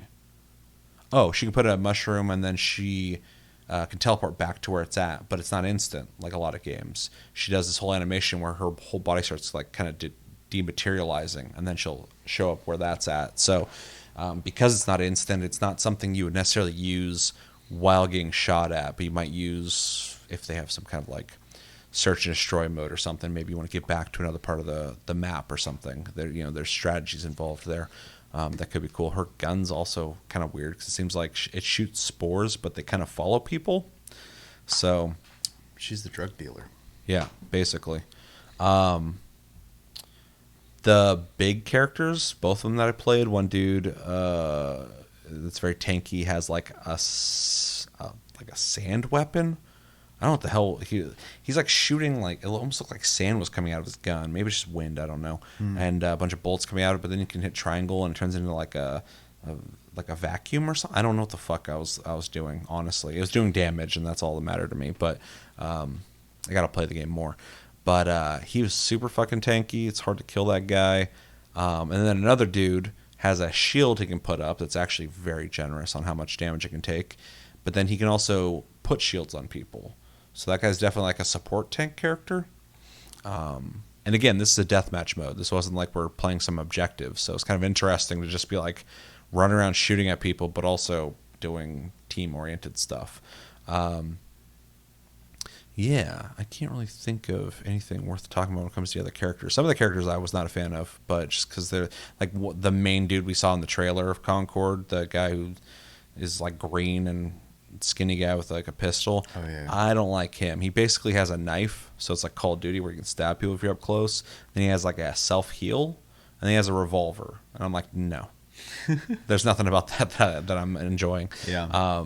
But for people who like run around and gank people, like I think he'll be popular. So, but yeah, 16 characters is wild for a first-person shooter at launch. So, and this isn't even technically launched, but in beta. Right. So anyway, it's a much better game than I think a lot of people were expecting. It's kind of what I thought it was going to be from what we saw in the trailer, gameplay-wise. Take the whole visual style out and throw it away, whatever the fuck your opinion is on that. As a shooter, it's high quality. It's really high quality. They've done a really, really good job in the mechanics and gameplay department. It's more than competent. It's higher quality than a lot of the games that are coming out right now that are competitive shooters. Will it last? I don't know. It hasn't come out yet, but I think somebody checked earlier today because they're waiting to see if it fails or not, because that's just what people do. It had like 293 people on Steam playing it. It's got crossplay, so they're not playing alone, but or only with 293 people. But not a whole lot of people were playing it. Paid access at beta. But that's the thing that guy didn't mention that was posting that shit on X. You have to pay to play the beta on fucking PC. Maybe later they'll open up, I don't know. But as of right now, you got to pay to get access to it. On PS5, it's free because it's a Sony game. So you're going to see less people. Like, there's already the conversation of people going like, wow, that game looks like shit. I'm not going to play that. And people are going to be like, well, I'm not going to spend money to find out if I like it or not. Makes sense to me. But on PS5, the only reason I fucking am playing it is because I'm like, oh, it's free. I'll check it out. It's pretty good. Yeah. It's pretty decent. I want to get my hands on PC because a lot of the characters I'm like, I'd be doing so much better if I had a mouse. But I'm not going to spend $40 to get access to the beta. So if they do an open beta, a true open beta, I'll try it on PC. But as of right now, for a controller-based competitive shooter, I think it's actually really well made. If you are familiar with like COD or like Destiny level like controls with a controller on like a console, it feels similar to that. It's super tight for a controller. So I was impressed with that. Yeah. So Concord's all right. That's all the games I've played. And yeah, you got anything else? I don't. All right, let us know in the comments. What have you guys been playing? What do you plan on playing? And what games would you recommend us play? Have you tried out Concord? Have you tried out the first Descendant? Since those are more relevant new games. And have you played Chained Together? What do you think about Dawntrail? Without spoilers, if you are playing that. And yeah, let us know everything you think about in the comments below when it comes to everything that's going on in your life. We want to know. All right, so we got 3 videos we're going to watch today, and those videos are, I really was just scraping at the bottom of the barrel with these videos. Lately, there's just like there's nothing going on in gaming right now outside of all these betas that are happening and brand new games. They're free to play, but we got 3 videos to watch that I thought would be interesting. The first one is Bleach Rebirth of Souls official announcement trailer. This came out a little bit ago, and they're basically making a Bleach game. Now, for just transparency, Chevy is a fan of Bleach. I've watched the first 1 or 2 seasons of You Bleach. were in the second season. Yeah. So Almost done with it, actually. yeah. And I'm not the biggest fan of Bleach. I don't dislike it, but I never got hooked to it. I'll just put it that way. Also, shout out if you're into anime. We do a lot of anime reviews over on Tasty Flicks, link down below. So if you want more from us and you're into anime, I was going to do movie reviews over there too, but we've just been doing anime. So if you like anime shit, go follow Tasty Flicks. But anyway, Bleach, you like Bleach. I am indifferent to it, basically. But I think we've both watched this trailer. Yes. Yeah, so we're going to watch it, kind of talk about it, basically, because I think there's something interesting about it. So yeah, let's just watch it. Okay. We'll talk about it. So this is Bleach Rebirth of Souls. 3, 2, 1, go. I'm also so unfamiliar with the English voices that this trailer threw me off a little bit. Yeah, it's fair. Anytime I see any American or English trailer for any anime, I'm just like, what? That's what they fucking sound like. Wish for strength. I know a lot of people like the English cast. It's fair. If I cannot protect them from Cowboy the wheel, Bebop is classic. I don't mind watching it in give English. me a strong So blade and enough strength to shatter fate.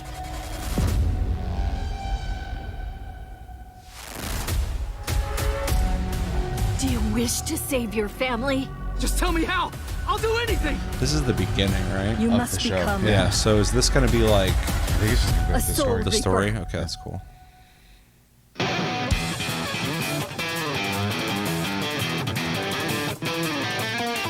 I also believe it has an online versus.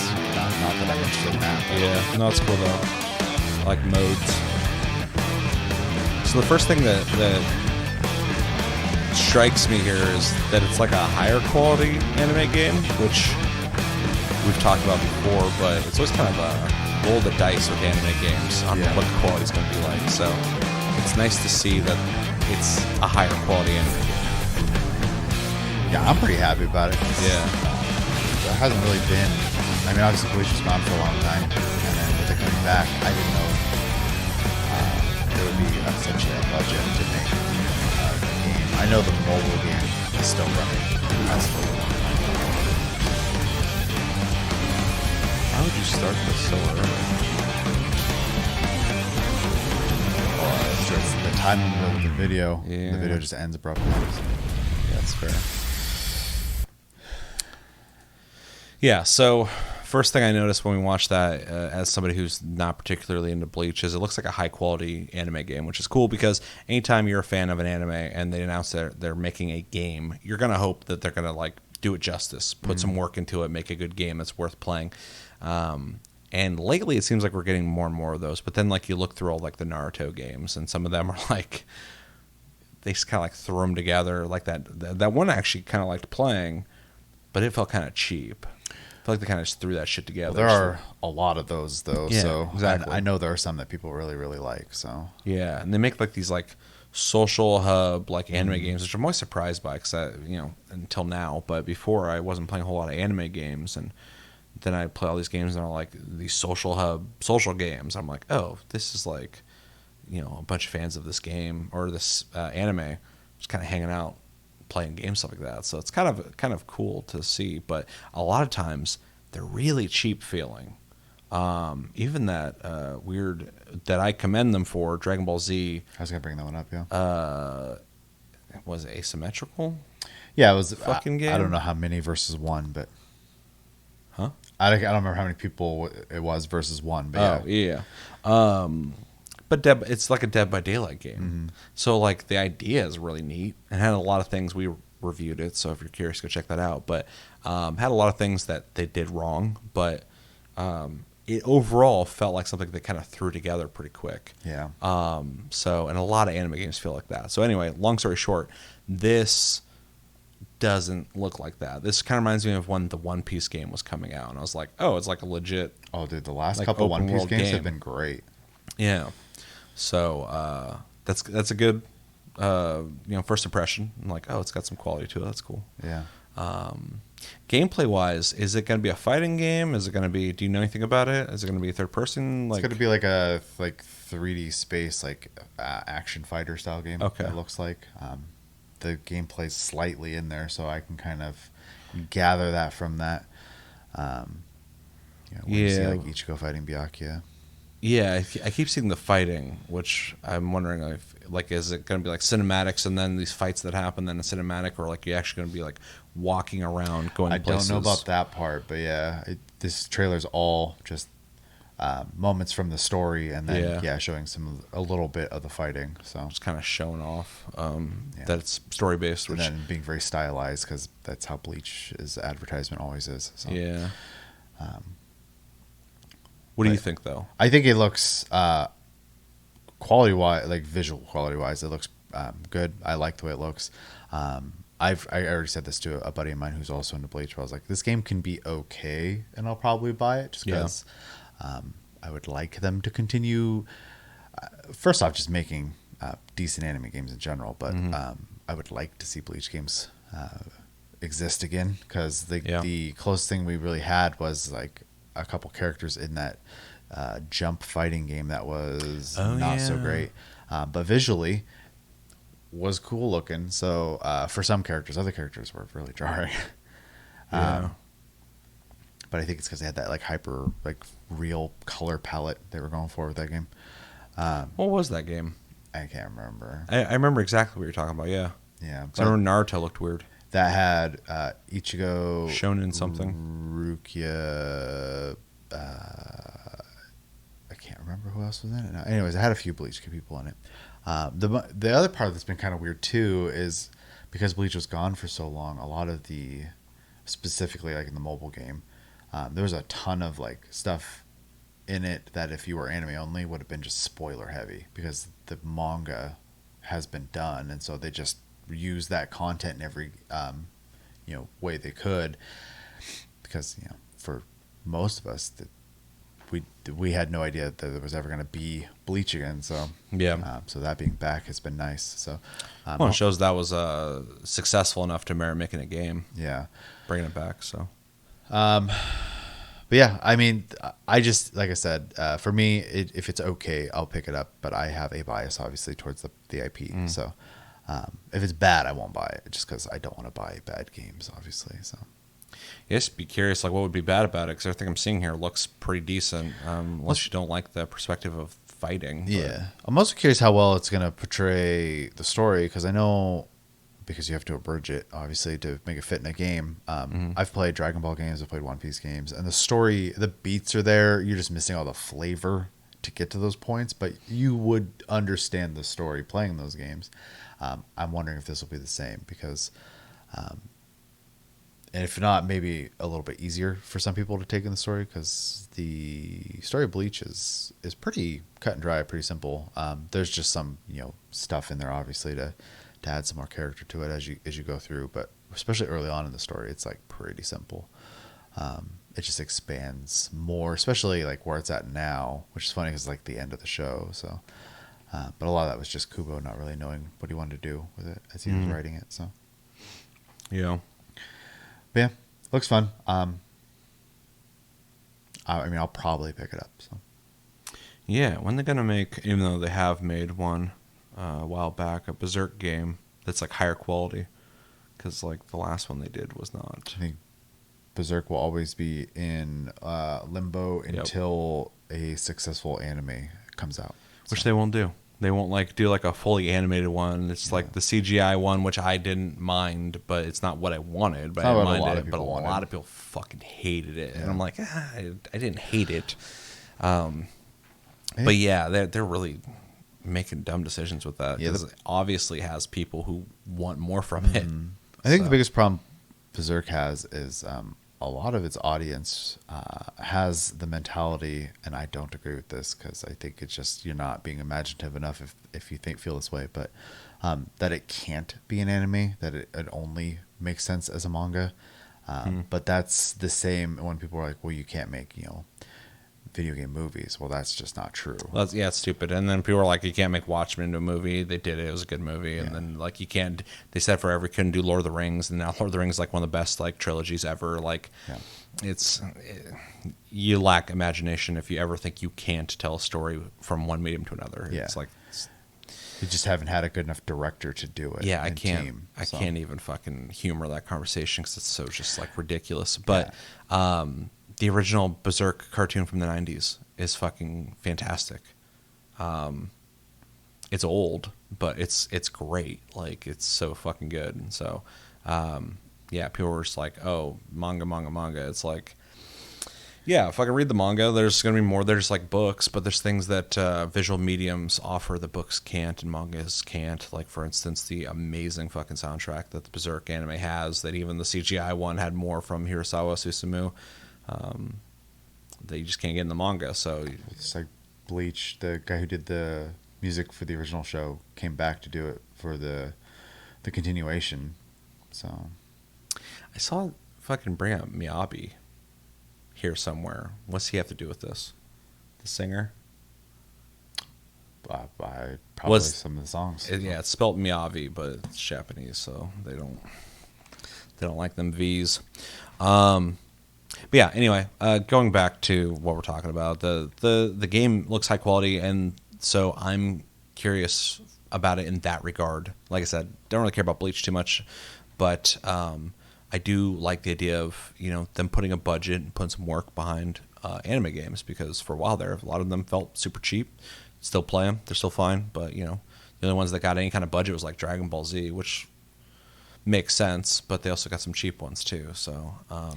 Yeah, I mean, realistically, if you're going to give a budget to an anime game, Dragon Ball and One Piece are going to be your safest ones. I would say Naruto as well, because those are just like absolutely global. Yeah, except for Naruto, they fucking are just pump those games out, dude, because these guys will buy them all. And they do it with the show too. So some episodes are painful to watch, and others are better to watch. So, but that's a struggle with the shonen in general. So. I think it's time to make a Cowboy Bebop game. And it doesn't have to follow the story. It could have like the whole story that plays out from beginning to end from the anime. But it'd be cool if there's just like bounties and stuff to go do as well. Or just even exist. You don't even have to necessarily play be on the Bebop and be part of that crew. You could just be in that world. In that world, because the world's like so fucking cool. Yeah, it'd be so cool to like experience that. And I think we got the tech now to do a game like that, because there's all these games now where you hop into a spaceship, fly off planet, depending on how you want to do that. Whether it's similar to No Man's Sky or the loading screen of Starfield, or games like fucking Star Citizen. You could totally do a game for Cowboy Bebop, and there's still a lot of love for that series that if you put enough work into it, I think it'd be really fucking cool. So, especially like if you could do like martial arts and fucking shoot people, like it'd be sick. So, anyway, looks cool. You're gonna most likely pick it up. Probably. Yep. Yeah. Let us know in the comments what do you guys think about Bleach Rebirth of Souls. First off, how do you feel about Bleach? Are you a fan? Are you not a fan? Have you never watched it? And from that point on, what do you think about this game? Something you want to pick up? Let us know everything you think about in the comments below. Next video up is Black State, which is something I've already watched on my phone, so I didn't get the full experience here. But this is a definitely inspired by Metal Gear Solid game being made by a small, I believe, indie dev.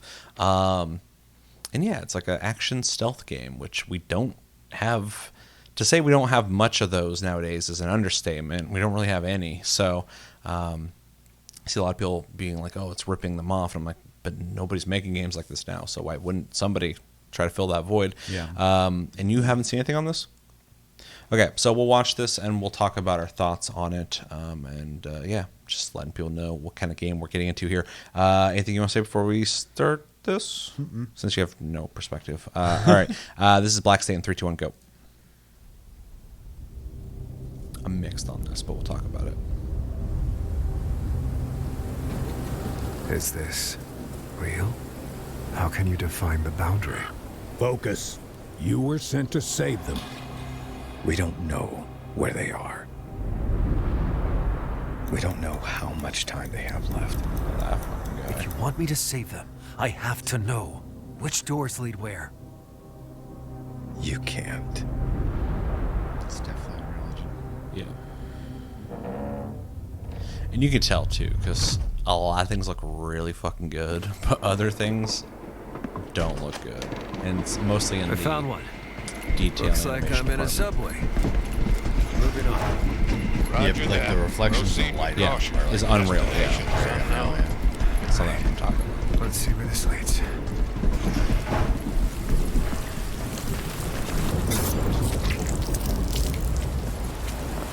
Inside a military base. Activating the map maker. Tell me what you can see.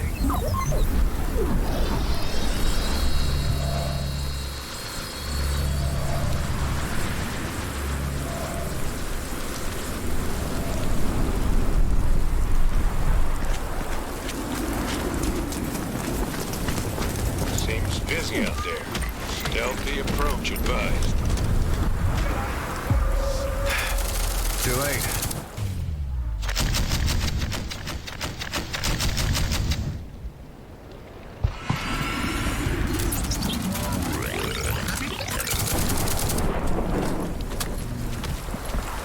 I'm not sure I like the way the guns Yeah. sound. There's certain things about this that reminds me of like a free-to-play game. I'm trying to try to be too judgy because I don't know how big the team is to make the game. Sure. Well, I don't know how early it is in development. This could just be a tech demo.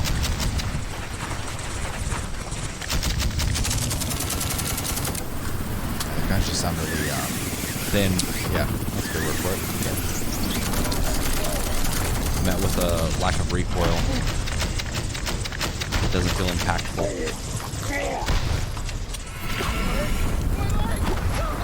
There's other things I'm impressed by too, though. So it's like, Yeah, well, it's confusing. there's a lot of good animations happening.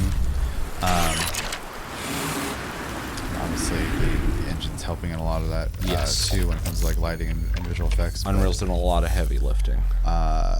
early on too. Really like using slow-mo. I think it's a mechanic. Yeah. The early on that dude like, slit that dude's throat in the middle of the street, and the watchtower above the guy just did not notice. Well, okay, there's a lot of nitpicky things like that I Yeah. saw in this video. First, let's just start with that. Well, I am just nitpicking. I just want to obviously. knock that out. This real- game could be a blast. Like, who knows? Yeah. I actually am more curious and interested than I am like, Yeah. But there's a couple things here that you, when this game first got showed off, people were like, "Oh, it looks amazing," blah blah blah. I'm like, that's Unreal. Like the Unreal Engine looks amazing. The game's Oh, yeah. graphics are nice, but there's a lot of little things that like I noticed, like when he first goes through this, the transition of like these to just the next world, they could touch that up a bit. You see how it just goes from like black to just the door opens and now you're there. Like it looks weird first off, yeah. and he just like comes out here and fucking murders this dude. Doesn't know who the hell that is. But it's a stealth game, but he puts out this like red orb that's just like, anyone would see that floating around. Like, it's just kind of weird. Like, it just kind of takes me out of it.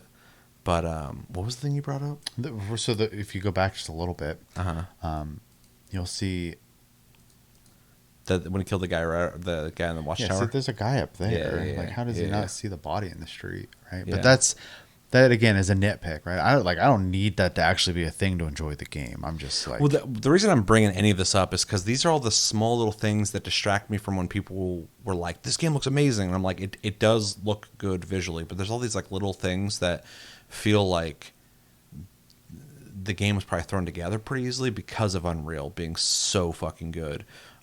There's things I like about that, and I'll talk about that in a sec. But like a lot of the animations look stiff. A lot of like that vault right there was really stiff. I think the looking. death animations look good. The death animations look really good. Yeah. I also appreciate that they even have like the physics with their clothes or mines in Metal Gear Solid. Yeah. The environments are very squared though. It seems like they built like a pretty basic geometry for the map, but then kind of slapped on some basic skins. Yeah. I also hate how unanimated the character is. Well, he doesn't blink. He's like stiff. I would say emotionally he's a robot.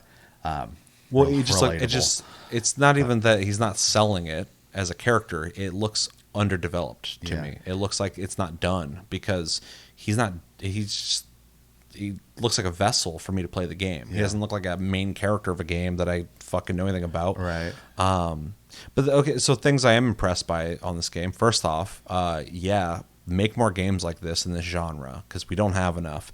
And I don't care if you borrow a lot from Metal Gear Solid because Konami's not doing shit with that, and I don't really want them to fucking do anything with it because Kojima fucking is the dude who made those games, and so if someone's gonna make a game like this, he should do it.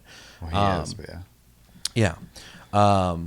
But first off, there is like a lot of like fun stuff and like the cinematics that are definitely Kojima inspired. So I appreciate they're even doing that. Yeah, big old nod. The idea of like teleporting to different locations, I also think is an interesting thing. That even though this subway is like just the same thing over and over again, it's an interesting thing. They're talking about going through doors and stuff. I'm like, that's kind of a cool thing.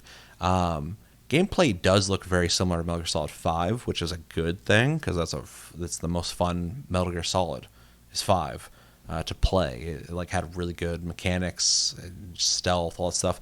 This seems to be borrowing a lot from that, which is fine, except for the weird stiff fucking main character.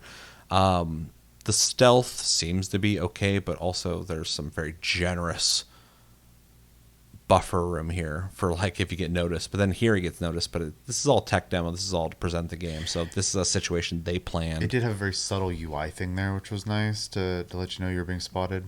Yeah, it just kind of looks like a little blur on the screen though. Yeah, so I missed it when we were watching it the first couple times. I caught it that time though. Very Metal Gear Solid. There. Now it's turning pink because but very Metal Gear Solid like item on the ground. Animation here too, where you can pick that up with the icon above the thing too. popping up. Yeah, it reminds me of Metal Gear Solid. It's so inspired, which I don't think is a bad thing. It's like they know, we're all Metal Gear Solid fans here. There's no like he's ripping it off mentality from me personally. I do agree that the gun itself, the shooting seems unimpactful, but the animations of them getting killed looks good, so it's kind of confusing. Well, because when they die, like right there, the way he's crumpled, the physics on the body are nice and heavy, and so they actually have like good animations when they're going down. Yeah, they don't just go woo and just like fly off somewhere. Good. No, I was just saying, and then right there, I think the body physics are very good, which is fun. I think because like you spend the game essentially just mass murdering people. Yeah. It is a little more fun, and also like they were pretty good about like those bodies got eviscerated. They're just gone. I'd prefer a little jibbing, but then it'd be Doom, and it doesn't have to be Doom. So yeah, it's weird how when he shoots these dudes, blood flies out of them, but nothing really happens to their character model. Not that big a deal, but yeah. And this is like his leg crumple there was really good. Yeah. I like this animation too, where you had to punch through his defense to be able to stab him, so that's cool. Characters are kind of generic looking, but also I generic in a good way. Like they just look cool. Yeah, just nothing special. I mean, it just has them. a very like clean and like sterile looking, like barely sci-fi look to it because it's very modern as well. And then one thing that kind of worries me, and again, this could be early footage, there could be all this. I know all the counter arguments someone could make to this, but like one thing that worries me, and this is a presentation that they planned this, is the way that enemies come filing out looks cheap, and then they just kind of stand there and slowly strafe, and it's like that for a presentation makes sense because he's going to shoot them to show us how this all works or whatever. But if that is similar to how the AI would work, it's very simple, which doesn't excite me. A game like this, I would want a more diverse and interesting AI system that doesn't just stand there and shoot out in the open, because just slowly walk at you. Because if you're sneaking around to going into combat as a gameplay mechanic, you want the enemies to be smarter to adapt to those two situations. To try and survive. Yeah, but also just to add more fun to the gameplay and not just have that first Descendant, in my opinion, just shoot the guys running at you feel that this game kind of also seems to have. So, what I'm basically asking for is more diverse AI. Some of these scenes, though, like this, whatever the hell he's shooting in the air, looks pretty crazy. Mm-hmm. I also like the way that I almost feel like that guy was doing like a magnetic. The boss is magnetic or something. So. And the slow-mo looks good when the bolts are just like or the casings are flying out of the fucking gun, like when he's shooting. I think that looks really good. Anyway, the reason, typically when we watch something, I like to go into our impressions, but I want to kind of break down what we saw there, because it's, when I'm watching that, I'm seeing a lot of things I like and a lot of things I don't like, and it's hard to just go like, that looks cool, because it does look cool, but there's some things there I'm like, am I just really interested in a Metal Gear Solid style looking game that looks decent because of Unreal Engine 5? Or, is there actually a cool game here? Am I being, misled in just how shiny the game looks? Or is there an actual thing here that I'm going to want to play? And for the most part, it does seem like it's something I do want to play for sure. But some of the things about it feel kind of cheap too. And it's so easy to hide those kind of things with Unreal Engine existing nowadays, because Unreal Engine, it does all the fucking work in terms of graphics, so you can make a really basic looking game, or a basic playing game, really nice looking nowadays. And so the reason I'm bringing that up too is so many people were like super impressed with the graphics. I'm like, yeah, they look nice, but you're impressed because fucking Unreal looks amazing. So that's just where we're at now in gaming. So. But yeah, I love stealth games, and if this game has like good stealth mechanics, I will pick it up for sure, because there's not enough games out there. I'm playing Days Gone right now, like I said in what we've been playing, and Days Gone's got some pretty okay stealth mechanics. I'm like, this, I can kind of play this like a fucking Splinter Cell if I wanted to. I mean, that's pretty much how I played Ghost of Tsushima. So. Yeah, me too. I love the stealth in Ghost of Tsushima, and so if this has even like competent stealth mechanics, I'll want to play it. But there are some things about it that seem kind of underdeveloped. Hopefully they are just underdeveloped and they're still working on it. So and I'm sure they are. So just some concerns. But overall, I think it looks pretty cool. Yeah, I mean, I agree with that last sentiment for sure. I mean, overall, I think it looks like a baseline fun game, which is all it really needs to be. I'm not expecting it to be the next Metal Gear Solid or anything like that. No. So, my expectations were non-existent before this trailer. So, I mean, I have nitpicks. But I have nitpicks about things I love too. So, I mean, that's totally fine. Sure. Category-wise, though, or genre-wise, not my type of game. Even like I appreciate Metal Gear, and I've enjoyed watching you play a lot of them. The only one I really played was 2 and 5. So, and I only beat 2. So, you ever beat 5? Nope. That game was just fun though. You could just play the game forever. Yeah. Yeah, that was the weakest in terms of story though. Was 5. Yeah, I mean that also, it's a sandbox game, and I struggle. Yeah. Sandbox. Not always. I beat Ghost of Tsushima. In fact. Yeah, they made a really solid sandbox Metal Gear Solid game, gameplay wise. Like, it's so fun to play, but the fucking story, man. And there's some cool stuff to that story, but the way they did it and how they couldn't finish it. I guess I beat Death Stranding. That's a pretty big sandbox. Oh, I can't wait for the next one of that. Yeah. I want to pick that shit up on PC and play it again now. It's been a while. So. It's on my wish list because I figured when it goes on sale, I'll do that. But I just haven't pulled the trigger because I keep looking and going, I don't have time. And then today I bought Automata on PC because it's 60% off today. And oh, shit. we'll see whenever I play that, because I never did fully beat that game. So Yeah. I only did the first 2 endings. Okay. Anything else on this? I'd be curious to see when it releases what the reception is. So. Yeah, that's where I'm at. Is I am interested already. Outside of all the nitpicks I had, I do want to see down the road from this, though. I want to see gameplay later and see if they've improved certain things. I know it's a smaller team, so I don't expect fucking miracles or it to be insane or amazing. But I just want a solid stealth game For sure. So that'd be fucking cool. I don't care if it's inspired by Metal Gear Solid or not. So, yeah. Nothing else? Nope. All right, let's know in the comments. What do you guys think about Black State? Are you guys excited, not excited? Somewhere in between, like me. And what do you want from this game? What do you think the game's going to be like? Do you think this game's in early development, or whatever? And And it definitely says at the bottom. So yeah. In-game engine footage subject to change. Yeah, I mean they got to put that anyway though, because they don't want to have a Watch Dogs event where you show one game and when the game comes out, people are like, what happened to the game you showed us? yeah. Yeah, let's start thinking about the comments below when it comes to Black State. Last video we got for this is Nobody Wants to Die, 10 minutes of exclusive gameplay. If you guys don't remember, this was showed off a while back. It's like a first-person cyberpunk noir detective game that looked pretty impressive visually when we first saw it. This is actual gameplay, so that's why I'm curious about it. I haven't watched this. Yeah, I don't even know if this is like a shooter or not, but it's some kind of like detective noir game. Yeah,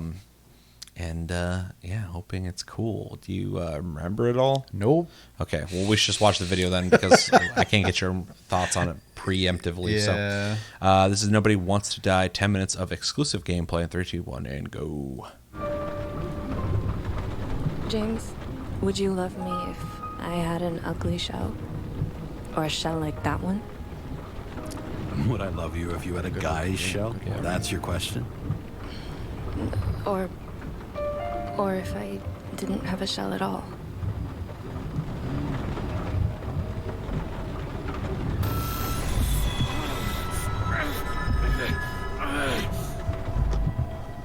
Hi, my name is Michal Napora, and I'm the community manager at Critical Hit Games.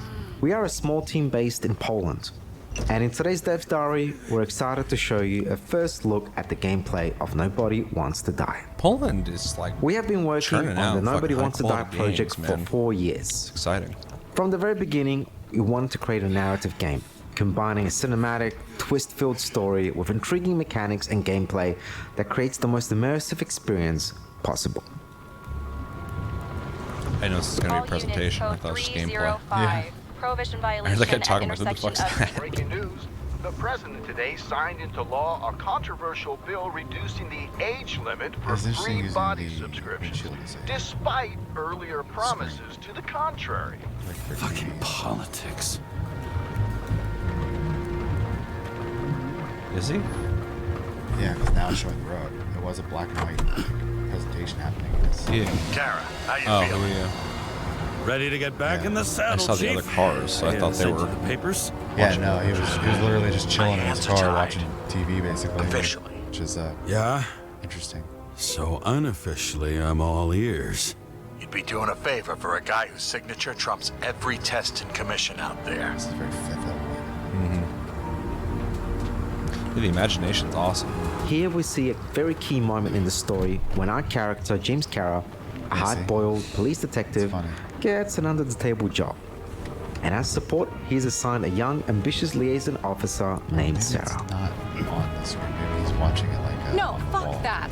Yeah, No that's what I was way. thinking. Forget it, Chief. You're already on the line. James, Sarah Kai. Sarah, James Kara. Fuck that. No way. Forget it, Chief. Look, I said what I said. You're a goddamn departmental legend. Legend, huh? Well, okay. More like cautionary tale. Voice acting's better than Atlas Fallen. I'll say the VFX pretty decent.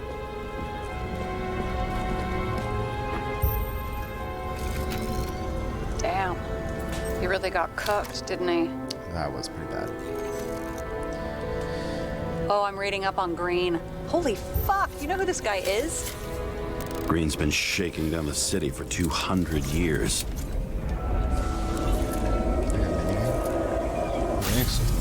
This was supposed to be an accident.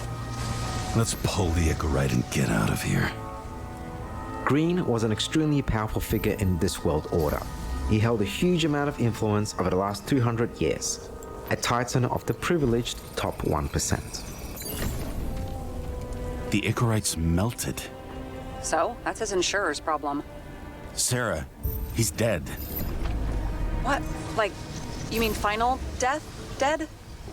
Well, just, I mean, fix it. Just reconstruct it or something. Just do something, James. Honestly, there's some more stuff here on my large. Omega code 112358. The chick at the beginning was talking about having a shell.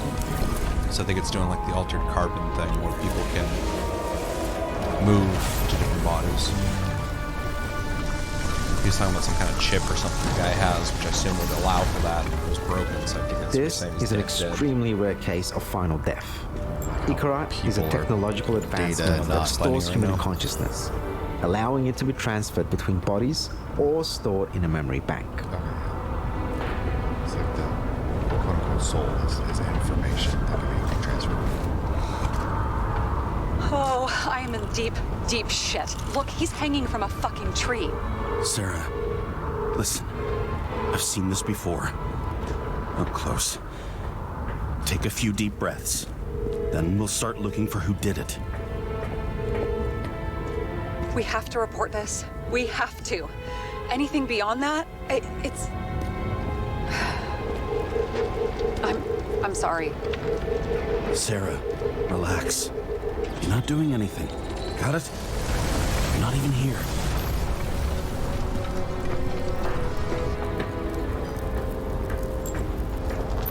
Now, have you noticed how badly our liaison Sarah wants us to get out of there? And she's kind of right, given our current state. This case could be our reckoning. Despite the differences that divide them, they can only count on each other.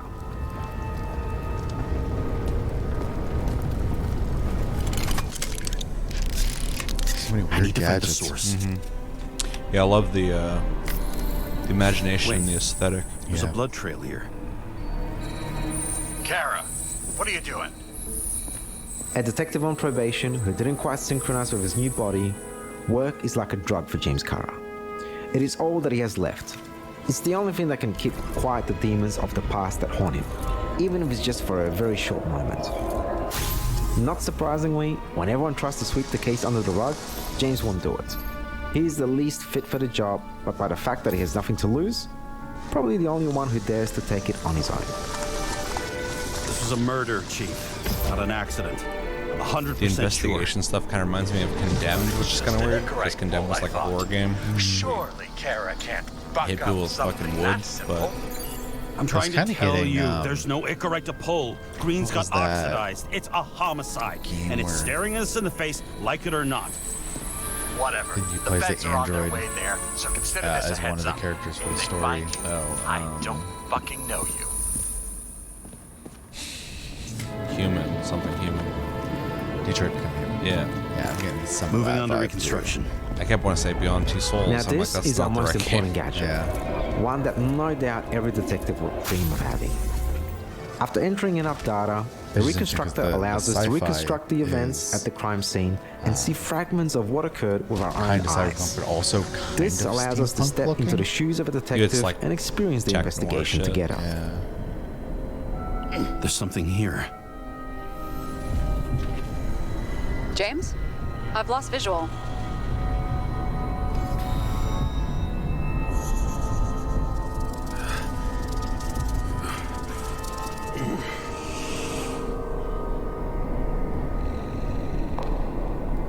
James.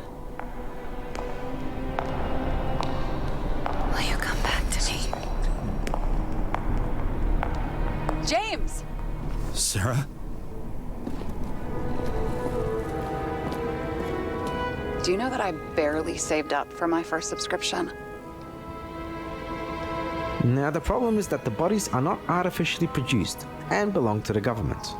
Every citizen over the age of 21 pays an annual subscription to use their body. And if they can't afford it, the Icarite is ripped out and sent to the memory bank, while their body ends up at a government auction. That's wild. Yeah, that's a creepy world. Huh. Didn't they have wings? Horses? No, Pegasi. Nature has died out, as did religion and most cultural beliefs, allowing the past to fall into oblivion. Not because something terrible happened or because we decided to cut it off, just because we, as humans, focused on fighting to prolong our own existence. And what the fuck is this? A bike. Or rather, a wheel off a bike. And people rode on it? How? Like a motorcycle. But you had to push those things around and around with your feet to make it go. We also wanted Nobody Wants to Die to be a multi-layered narrative, inspiring deeper existential reflections. Sci-fi and the noir setting seemed the best natural fit for such a narrative. Graphically, the visions of the future and aesthetics of the 1930s seemed like a very interesting combination for us. This artistic vision, it beautifully conveyed the rawness of the created world.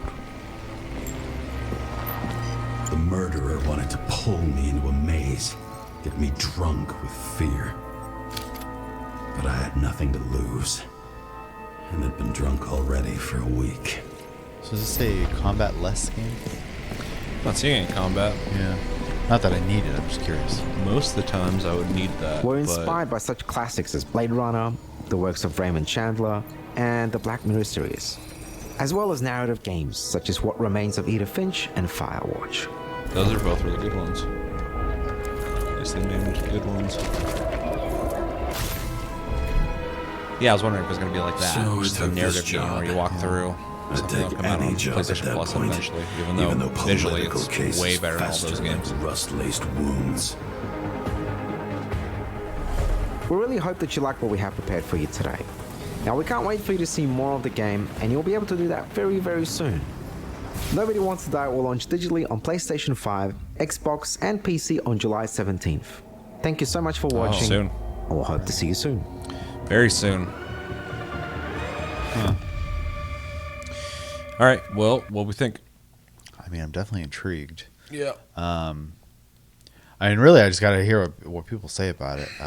But the type of game it is kind of up my alley. I like that kind of stuff. I'm not always in the mood for it, but when I am, I mean, what was a good example of a game where it was basically just narrative with decisions was Valhalla, I think, was like a cyberpunk bartending style game. Yeah. That game was like pretty good. Like I was pretty happy to have played through that. And it's just something I kind of played on a whim. So it had overwhelming positive reviews. I was like, screw it, I'll play it. And then I just sat down and cracked out on it. So it could be one of those situations for me with this kind of game. The aesthetic is cool looking. I love the mix of like sci-fi with old fashioned, kind of all blended together. Mm-hmm. And then the idea of because humans are flirting with this idea already, but like you are just like information basically inside of a shell, right? And just kind of taking that and just like pushing it way further, to the point of like the government owns physical bodies, and like otherwise you're just stored in a data bank until you can afford to have a body. It's just a weird thing. And then the idea that permanent death is that data gets deleted. So kind of reminds me of like a full extension of when it's typically younger people. I was gonna say millennials, but also Gen Z, so stuff like this.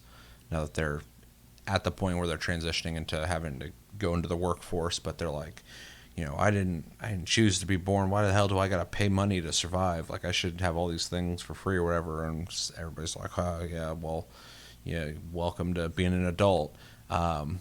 It kind of reminds you, if you take that thought process of like, why do I gotta spend money to live, basically, and pushes it further into a dystopian area of like you living is basically Netflix, and you need to subscribe to it. Like it's pretty fucking dark. Yeah, for sure. But as a piece of fiction, a fun idea to play with. It's an intriguing world for sure that I want to know more about. So overall, I am curious. It's just hopefully it is good. We'll see. A game like this, I expect not to be very long then, if it's going to be like a narrative game, which also explains why they're able to go so crazy with the visuals. This is probably, it's going to tell a pretty short story if it's anything like What Remains of Edith Finch, which I loved. I'm typically not huge into like narrative games where you just kind of walk and tell a story. Yeah. I appreciate them, but I'm never like super into them. I think it's, it lends itself well to an indie dev because you don't have to do as much mechanic-wise in development. But as a game, I typically don't go for that kind of game to play. But played that. I really liked that. Firewatch is also really good, and those are 2 games they mentioned. And so this game definitely seems like one I would want to play for multiple reasons. First off, it looks good graphically. It's really impressive looking. Second, the imagination's really good. I've seen, futuristic detective stuff before that kind of blends that era and futuristic stuff, but not like this. This looks really interesting. There's really good imagination going on here. Also, all the equipment. The gameplay does look a bit minimal in doing these investigations, but I thought the dialogue was good. I thought the world building lore was interesting. I mean, I want to know more about it just from this presentation. So I guess I need to pick up the game if I want to know more about it. So they did a good job. There. And yeah, it overall just seems right up my alley in terms of like theme, aesthetic.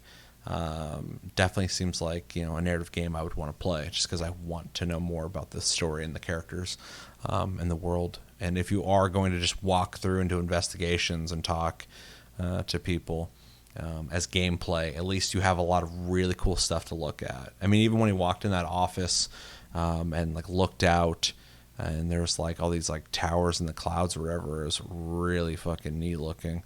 I just kind of like want to explore more of the world. I can't find the part, but it doesn't matter. Or even talking about the bike. I thought that was fun where he's like, what the hell's this thing? And it's like, she wasn't even like specific on like, oh, you have to put your feet on the pedals and rotate them to, she was like, just move those things with your feet. Like, because she doesn't fucking know much about it. Oh, right here. This was really neat looking. Just being able to like see all those buildings over the clouds or whatever. So definitely a world I want to explore more of. So, I mean, if this comes out on the 17th, I think I'm probably going to pick it up. So, which is cool because this is the first time I've seen gameplay. Otherwise, I just saw the trailer. So they did a good job selling this to me because I definitely want to play it. Anything else? I don't think so. All right. Well, let us know in the comments what you guys think about Nobody Wants to Die, the 10 minutes of exclusive gameplay. Did it seem interesting to you? Did it not seem interesting to you? Do you like stuff like this? Do you like narrative games? What's your favorite narrative game? Let me know. Definitely curious. It's probably What Remains of Edith Finch, or what was that one that everybody loved? Gone Home? I think so. Yeah. I was going to say a key point of the story to see if you remembered or not, but then I was like, maybe somebody still hasn't played it. I'm not going to spoil it.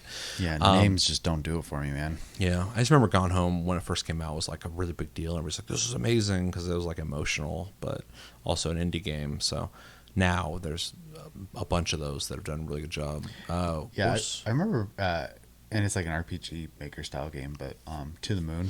To the Moon. I played and I really liked. So then that Dragon Cancer, whatever the hell it's called, I never played that, but that one people really liked as well. But it's supposed to be super sad.